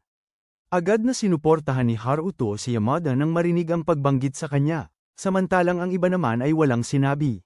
Sa oras na ito, pinuntahan ni Haruto si Elf upang alamin ang kanyang saloobin tungkol sa eleksyon. Sinabi lang ni Elf na ang kaganapang ito ng eleksyong pampresidente ay akma rin sa kanyang layunin, magiging patas siya at hindi makikisali sa kampanya. Bukod sa mga estudyante, nakikilahok din si Ginang Nanami sa kampanya. Samantala, pinagmamasdan ni Takahi ang sitwasyon ng eleksyon nang hindi sinasadyang makasakay sa parehong escalator kasama si Haruto. Ang pangyayari ng pagpasok ni Rekino sa katawan ni Haruto ay hindi pa rin alam ng marami, kaya naman iniisip pa rin ni Takahi na ang taong minsang nagpakyut sa kanya ay si Haruto. Sa oras na ito, biglang nagkaroon ng episode si Haruto at sumugod kay Takahi. Sa kabutihang palad, bago pa man tangkain ni Haruto na kagatin ng babae, dumating si Rekino sa tamang oras at tinamaan ang kanyang tiyan. Agad silang nagkunwari ng isang eksena na sinisisi ang kalibugan ni Haruto pagkatapos ay umalis ng magkasama. Sinabi ni Haruto kay Rekino ang tungkol sa pagtaas ng dalas ng kanyang mga episode, natatakot na darating ang panahon na magiging halimaw siya. Narinig ito ni Rekino at agad niyang sinabi na kung dumating ang araw na yon, siya mismo ang wawakasan ang kanyang pagbabago. Nag-uusap silang dalawa nang makasalubong din sila ni Shoko. Ang ibang kaklase, nang makita si Shoko, ay agad siyang pinayuhan na sumali sa pagtakbo para sa pagkapangulo. Maraming tao ang tingin ay nababagay siya sa posisyong yun. Tahimik lamang na inoobserbahan ni Haruto ang lahat. Sa kalawakan, muling naghahanda si Dorsha para sa isang bagong kampanya ng pagsakop sa Module 77. Sa pagkakataong ito, si Colonel Kane mismo ang lalahok sa pamumuno. Gayunpaman kasalukuyan ay hindi na pasensyoso ang mga nakatataas sa kanila. Habang nagdidiskusyon ang lahat, kapwa nagkita sina H noon at ang babaeng kabilang sa panig ni Dorsha sa isang lihim na silid. Sumapit ang gabi sa Module 77, ang mga kaklase ay nagtitipon sa labas para maghanda sa halalan. Medyo nag-aalala si Haruto dahil hindi niya makita si Shoko, at labis ding nag-aalala sa kakaiba niyang estado, kaya nagpasya siyang hanapin siya. Sa sagradong dambana, tahimik na inilagay ni Shoko ang isang kahoy na tabletang may hiling. Nakita ni Haruto ang dalaga doon, hindi rin sinasadyang narinig ang balita sa kanyang telepono, tungkol sa pagkawala ng presidente ng JOR, posibleng kanetla ng buhay, at ang dokumento ng walang kondisyong pagsuko ay nilagdaan ng ibang ministro. Malungkot si Shoko, nararamdaman niyang tiyak na hindi pa namamatay ang kanyang ama, at ang paghalal ng bagong presidente ay tunay na walang saysay. Dito nalaman ni Haruto na alam na pala ni Shoko ang lahat mula pa sa simula, bagaman laging nangunguna sa lahat maliban sa babae mismo ay kailangan patuloy na makipaglaban sa sarili niya araw-araw. Nang makita si Shoko na nahihirapan, si Haruto ay matinding isinumpa ang sarili, pakiramdam niya ay masama siya dahil sa pagpapahirap kay Shoko ng matagal. Ipinangako niya kay Shoko na ililigtas niya ang ama nito, ibabalik ang presidente ng JOR. Gagawin niya ang lahat para hindi na malungkot si Shoko. Nang marinig ito, naantig si Shoko, ngumiti siya at sinabing gusto niyang lumaban kasama si Haruto, gusto ring tumulong iligtas ang lahat kasama niya. Sa isang sulok ng dambana kung saan hindi sila makikita, naobserbahan ni Rekino ang lahat. Kaya, bago magsimula ang opisyal na oras ng eleksyon, si Shoko ay nagmamadaling tumakbo upang magparehistro para sa kandidatura sa pagkapangulo. Sa kasamaang palad, ang kaibigan niyang si Marie ay napunan na ito ng maaga, na nakatulong upang mapabilis ng husto ang proseso ni Shoko. Sa dambana, si Rekino na nakarinig ng lahat sa oras na ito ay lumapit upang payuhan si Haruto na huwag maging padalos-dalos. Sa bagay, magkaiba sila sa mga tao. Gusto sanang sumagot ni Haruto, ngunit sa oras na ito ay dumating ang isa pang yugto. Sa panig ng eskwelahan, natapos na ni Setomi ang kanyang talumpati sa kampanya. Bukod sa ibang kaklase, si Shoko ang huling kandidato. Hindi gaanong nagpapahayag ng maringal na bagay ang babae, gusto lang niyang sama-samang mag-organisa ang lahat ng isang pagdating sa buwan. Nais niyang sama-samang mag-organisa kasama ang lahat ng isang talagang masayang araw ng pagdiriwang. Ang ibang kaklase matapos ang ilang segundo ng pagtataka ay agad na tumugon, sila ay puno ng pananampalataya sa hinaharap, tungkol sa kaligayahang paparating na.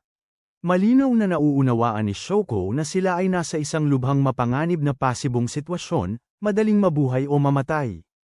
Kaya naman mas lalo siyang nagnanais na masayang makasama ang lahat bilang mga mag-aaral. Sa kabilang banda, nakita ni Rekino na may episode si Haruto at agad niyang gustong ipabitin sa kanya. Hindi makakontrol ni Haruto ang sarili niya at pinigilan ang dalaga. Sa isang lugar na hindi nakikita ng mga estudyante, nagsanib sina Haruto at Rekino. Nang bumangon silang dalawa, nagulat si Haruto. Tahimik na sinabi ni Rekino sa kanya na nanalo si Shoko. Sa fleet ni Dorsha, naganap ang ika-54 na military tribunal. Si dating Pangulo ng JOR na si Sazanami Ryuji ay inakusahang ginamit ang Neutrality Treaty para magdulot ng kalituhan sa ibang bansa, habang lihim na bumubuo ng VALVRAVE, isang sandatang pampawasak ng masa. Sa Module 77, nakikipag-usap si Shoko kay Akira sa dormitoryo. Ang dalagita ay punong-puno ng pag-asa na babalik ang kapayapaan sa lugar na ito, at masayang magpapatuloy ang lahat sa pamumuhay sa buwan sa bandang huli. Dumating ang isang bagong araw, tahimik na naglalakad si Haruto sa paligid ng sirang lungsod na ito. Ang tanawin niya at ni Rekino na hindi lubos na nakasuot ng damit ay malinaw pa ring lumilitaw sa kanyang isipan. Nag-schedule ng pagkikita si Haruto kay Rekino para mag-usap sa labas kinabukasan. Sa labas ng kalawakan, ginagamit ni Yamada ang kanyang VALVRAVE para magsanay at mabilis ding bumalik sa module. Gustong hanapin ni Kibukawa si Atamea, ngunit ang batang ito ay naging isang miyembro ng bagong pamahalaan. Kaya nakapunta na sa photoshoot. Ang bata ay naging ministro ng edukasyon at agham. Bukod doon may iba pang estudyanteng nahalal bilang ministro ng pananalapi, ministro ng transportasyon, at iba pa, at si Shoko ang humahawak ng posisyon ng punong ministro at presidente. Sa labas ng lungsod, tahimik na sumama si Haruto kay Rekino sa isang bar para mag-usap. Samantala, si Haruto dahil gumagawa siya ng inumin ay hindi alam na tinatawagan siya ni Shoko. Nakita ni Rekino ang abiso sa telepono kaya tahimik niya itong pinatay, dahilan para hindi na siya makontak ng mga kaklase sa kabilang panig. Sa oras na ito, nag-text si Akira para batiin si Shoko sa pagkakahalal bilang punong ministro. Sa oras na ito, nalaman lang ng ibang kaklase ang tungkol kay Akira, kaya agad silang sabik na gustong yayain ang babae at magpa-picture ng magkasama. Ngunit nagpaalala ito ng malungkot na alaala kay Akira, kaya agad siyang hindi makapagpigil at nawasak ang mga bagay sa paligid, pagkatapos ay mabilis na pinatay ang makina. Agad nag-alala si Shoko at gustong hanapin si Akira, ngunit sinabi ni Satomi na si Akira ay kanyang nakababatang kapatid, kaya siya ang hahanap dito. Sa labas, tahimik na dinala ni Rekino si Haruto upang manood ng pelikula sa isang silid-sinihan na dalawa lamang sila. Si Rekino sa pagkakataong ito ay nagsalita tungkol sa pagiging malungkot palagi, at gusto niyang piliin siya ng isa lang tao, gusto niyang maging ibinahaging kalungkutan ang kanyang kalungkutan. Si Haruto sa pagkakataong ito ay nagsabing mula ngayon hindi na malulungkot ang babae. Sa mismong oras na ito, inistorbo silang dalawa ng abiso tungkol sa mga kaaway. Sa pagkakataong ito, iskwadron pa rin ni Dorsha, ngunit nakapwesto sila sa pagitan ng Module 77 at ng buwan, lumilitaw sa malaking bilang. Kung ang kanilang planeta ay hindi makakadaan doon, kung gayon ay hindi makakarating sa buwan, kaya pakikipaglaban ay hindi maiiwasan. Mabilis na gumamit ng sandata ang mga miyembro upang makaposisyon. Buhay din ang air defense system. Pansamantalang isinantabi ni Haruto ang personal na usapin upang makapasok sa Valvrave. Sa panig ng squadron ng Dorsha, nais ng commander na ipagpatuloy ang estratehiya ng pagpapahina sa kalaban, saka sisilakay ng sabay-sabay kapag nakatanggap ng balita na lumipat ng ruta ang Module 77. Naniniwala ang lahat sa Dorsha na nais tumakas ni New Jor, kaya naman ipinagpapatuloy nila ang layuning habulin hanggang sa mawala ang banta. Inutusan ni L-Elf ang lahat na ipagpatuloy ang pagsunod sa kasalukuyang ruta, habang sinasentro ang sistema ng depensa patungo sa buwan. 4 na robot ng Valvrave ang lumabas din patungo sa kalawakan. Mabilis na ginamit ng 4 ang kanilang kapangyarihan upang sirain ang mga ordinaryong robot ng kalaban. Dahil sa mga pag-atake ng Dorsha, nawala sa Module 77 ang Dome No. 277. Mabilis ding humina ang sistema ng depensa. Napakarami ng kalaban. Mahinahon pa ring hiniling ni L-Elf sa lahat na gawin ang lahat ayon sa plano. Sa kasalukuyan, para habulin ang Module 77, nasira ang pormasayon ng mga tao ng Dorsha. Kaya, pagdating ng tamang oras, kailangan lang gamitin ni Haruto ang kapangyarihan ng paglusob sa tamang sandali, kung gayon ang kanilang mga hukbo ay ganap na makakamit ang tagumpay.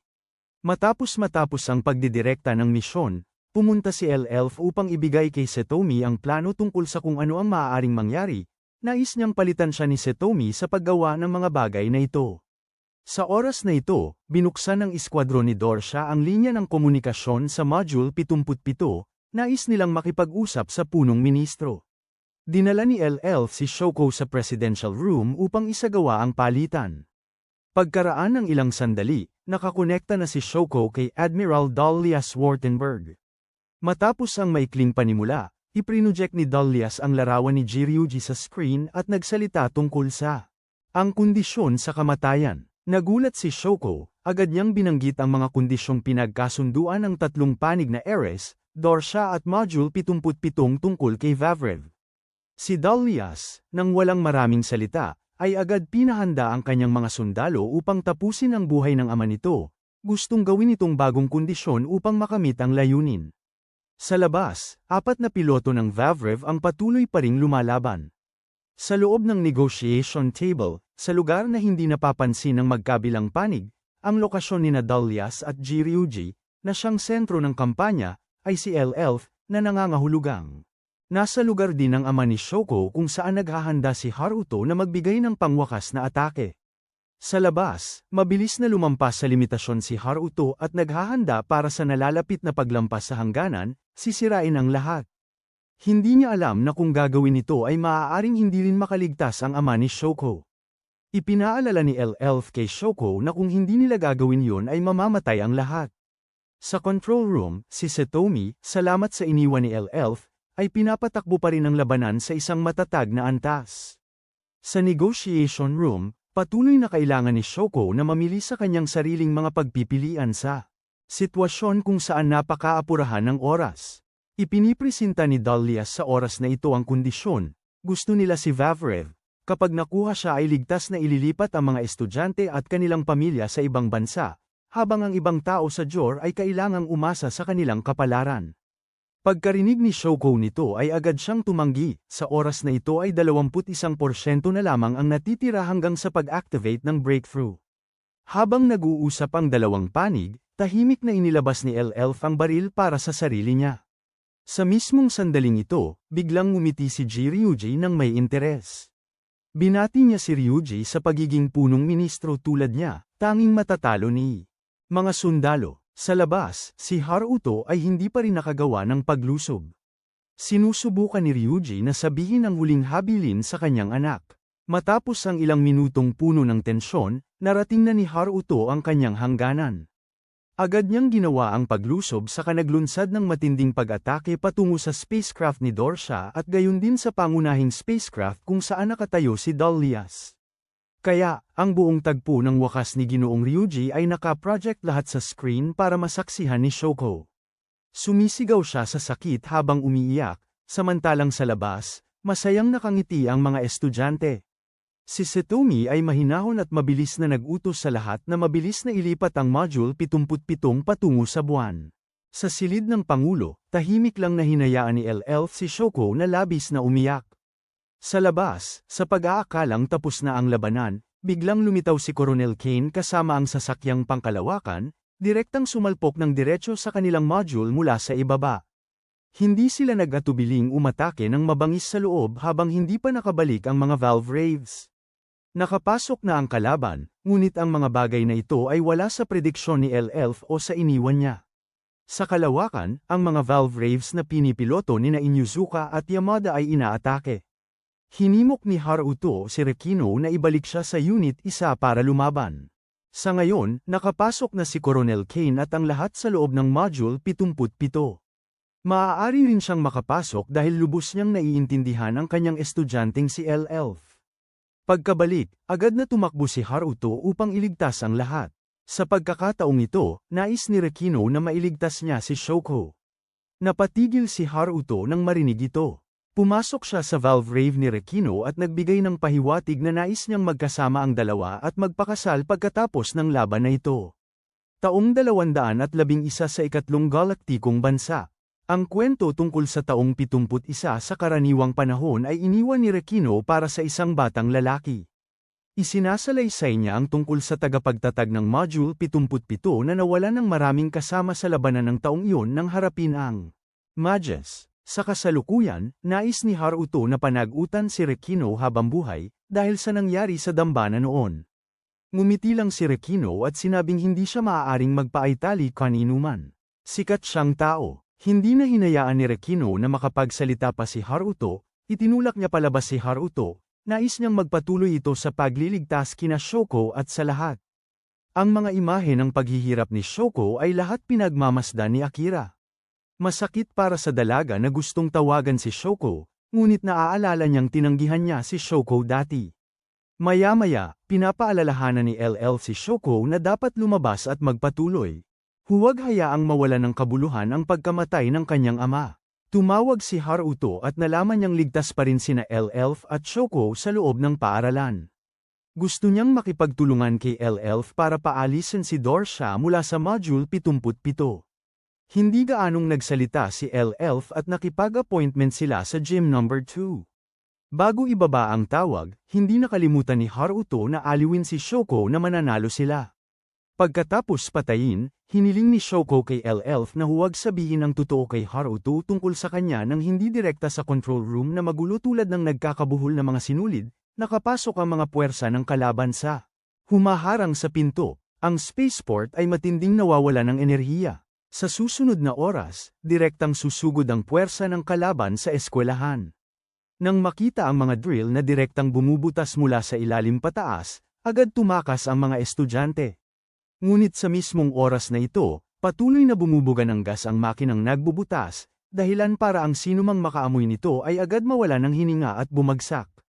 Iyon ay nakalalasong gas, at kung ang aparato ay makabutas hanggang sa ibabaw, ang lahat ng hangin sa module ay marurumihan at lahat ay mamamatay. Lampas ito sa New Guinea Convention. Ang kanilang kaaway, si Kain ay isang taong nakatanggap noon ng Dorsha's Honor Medal, isang bayani ng digmaan, at gayon din ang sentro ng revolusyon 12 taon na ang nakakaraan at isang kilalang miyembro ng mataas na lipunan, ang taong minsang nagturo kay LL.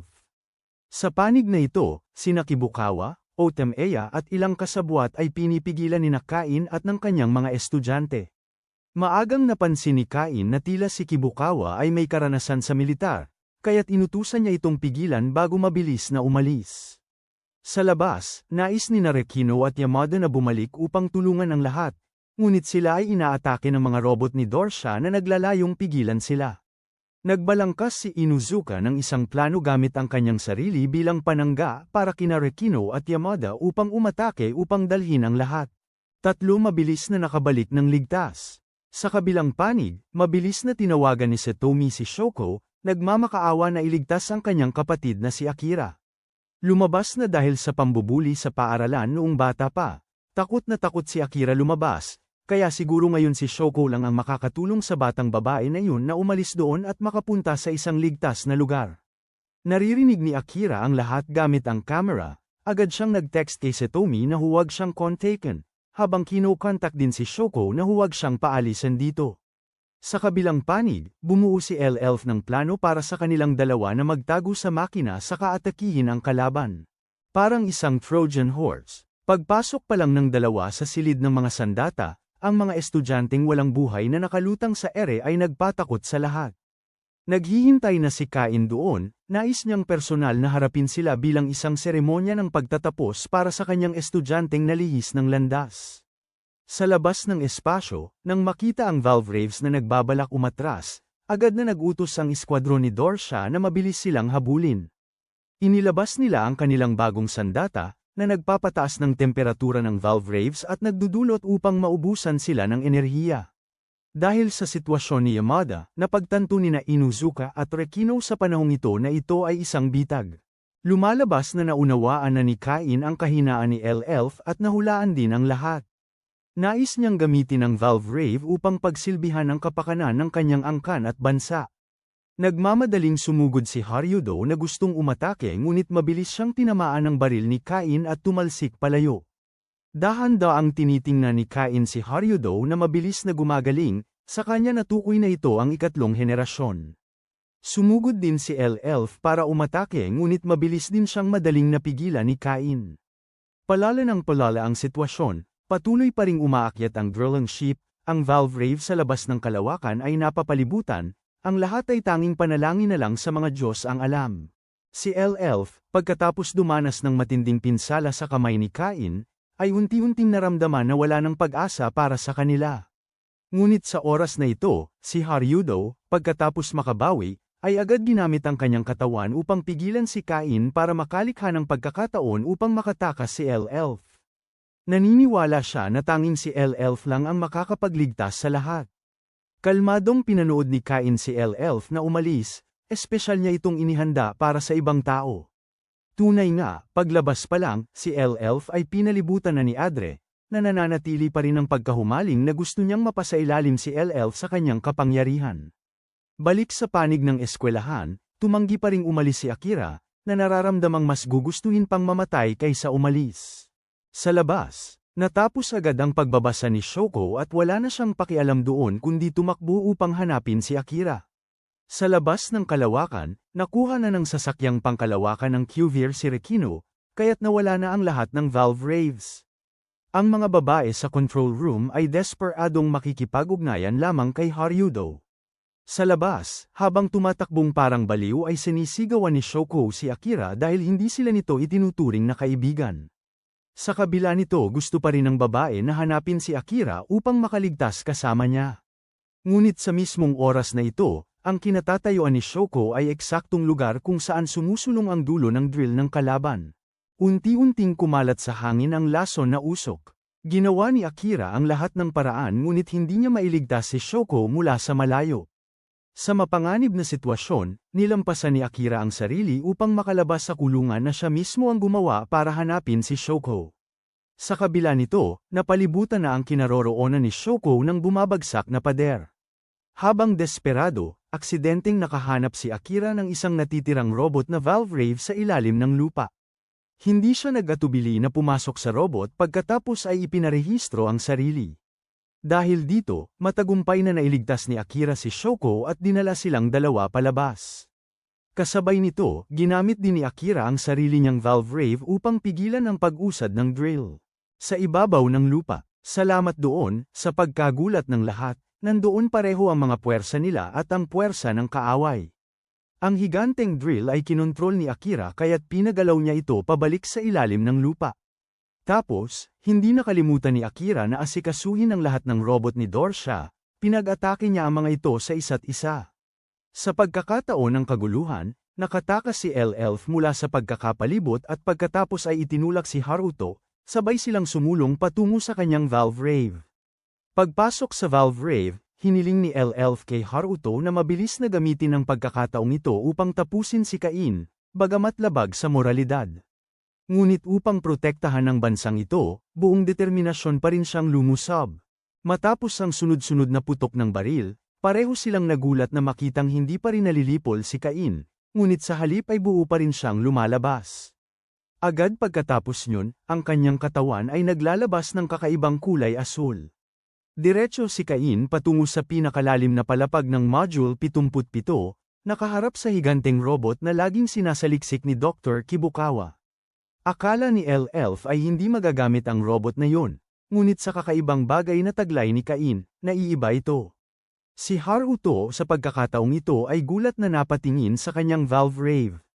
Napagtanto niya na ang pamilyar na espiritu na laging tahimik ngayon ay biglang naglalabas ng boses. At pagkatapos niyan, ang robot na si Cain ay matagumpay na napaganya at lumabas sa anyong parang tao. Sa panahong ito, pinagdugtong-dugtong ni El-Elf ang lahat at napagtanto na kayang gamitin ni Cain ang sarili niya para samantalahin ang liwanag ng valve rave.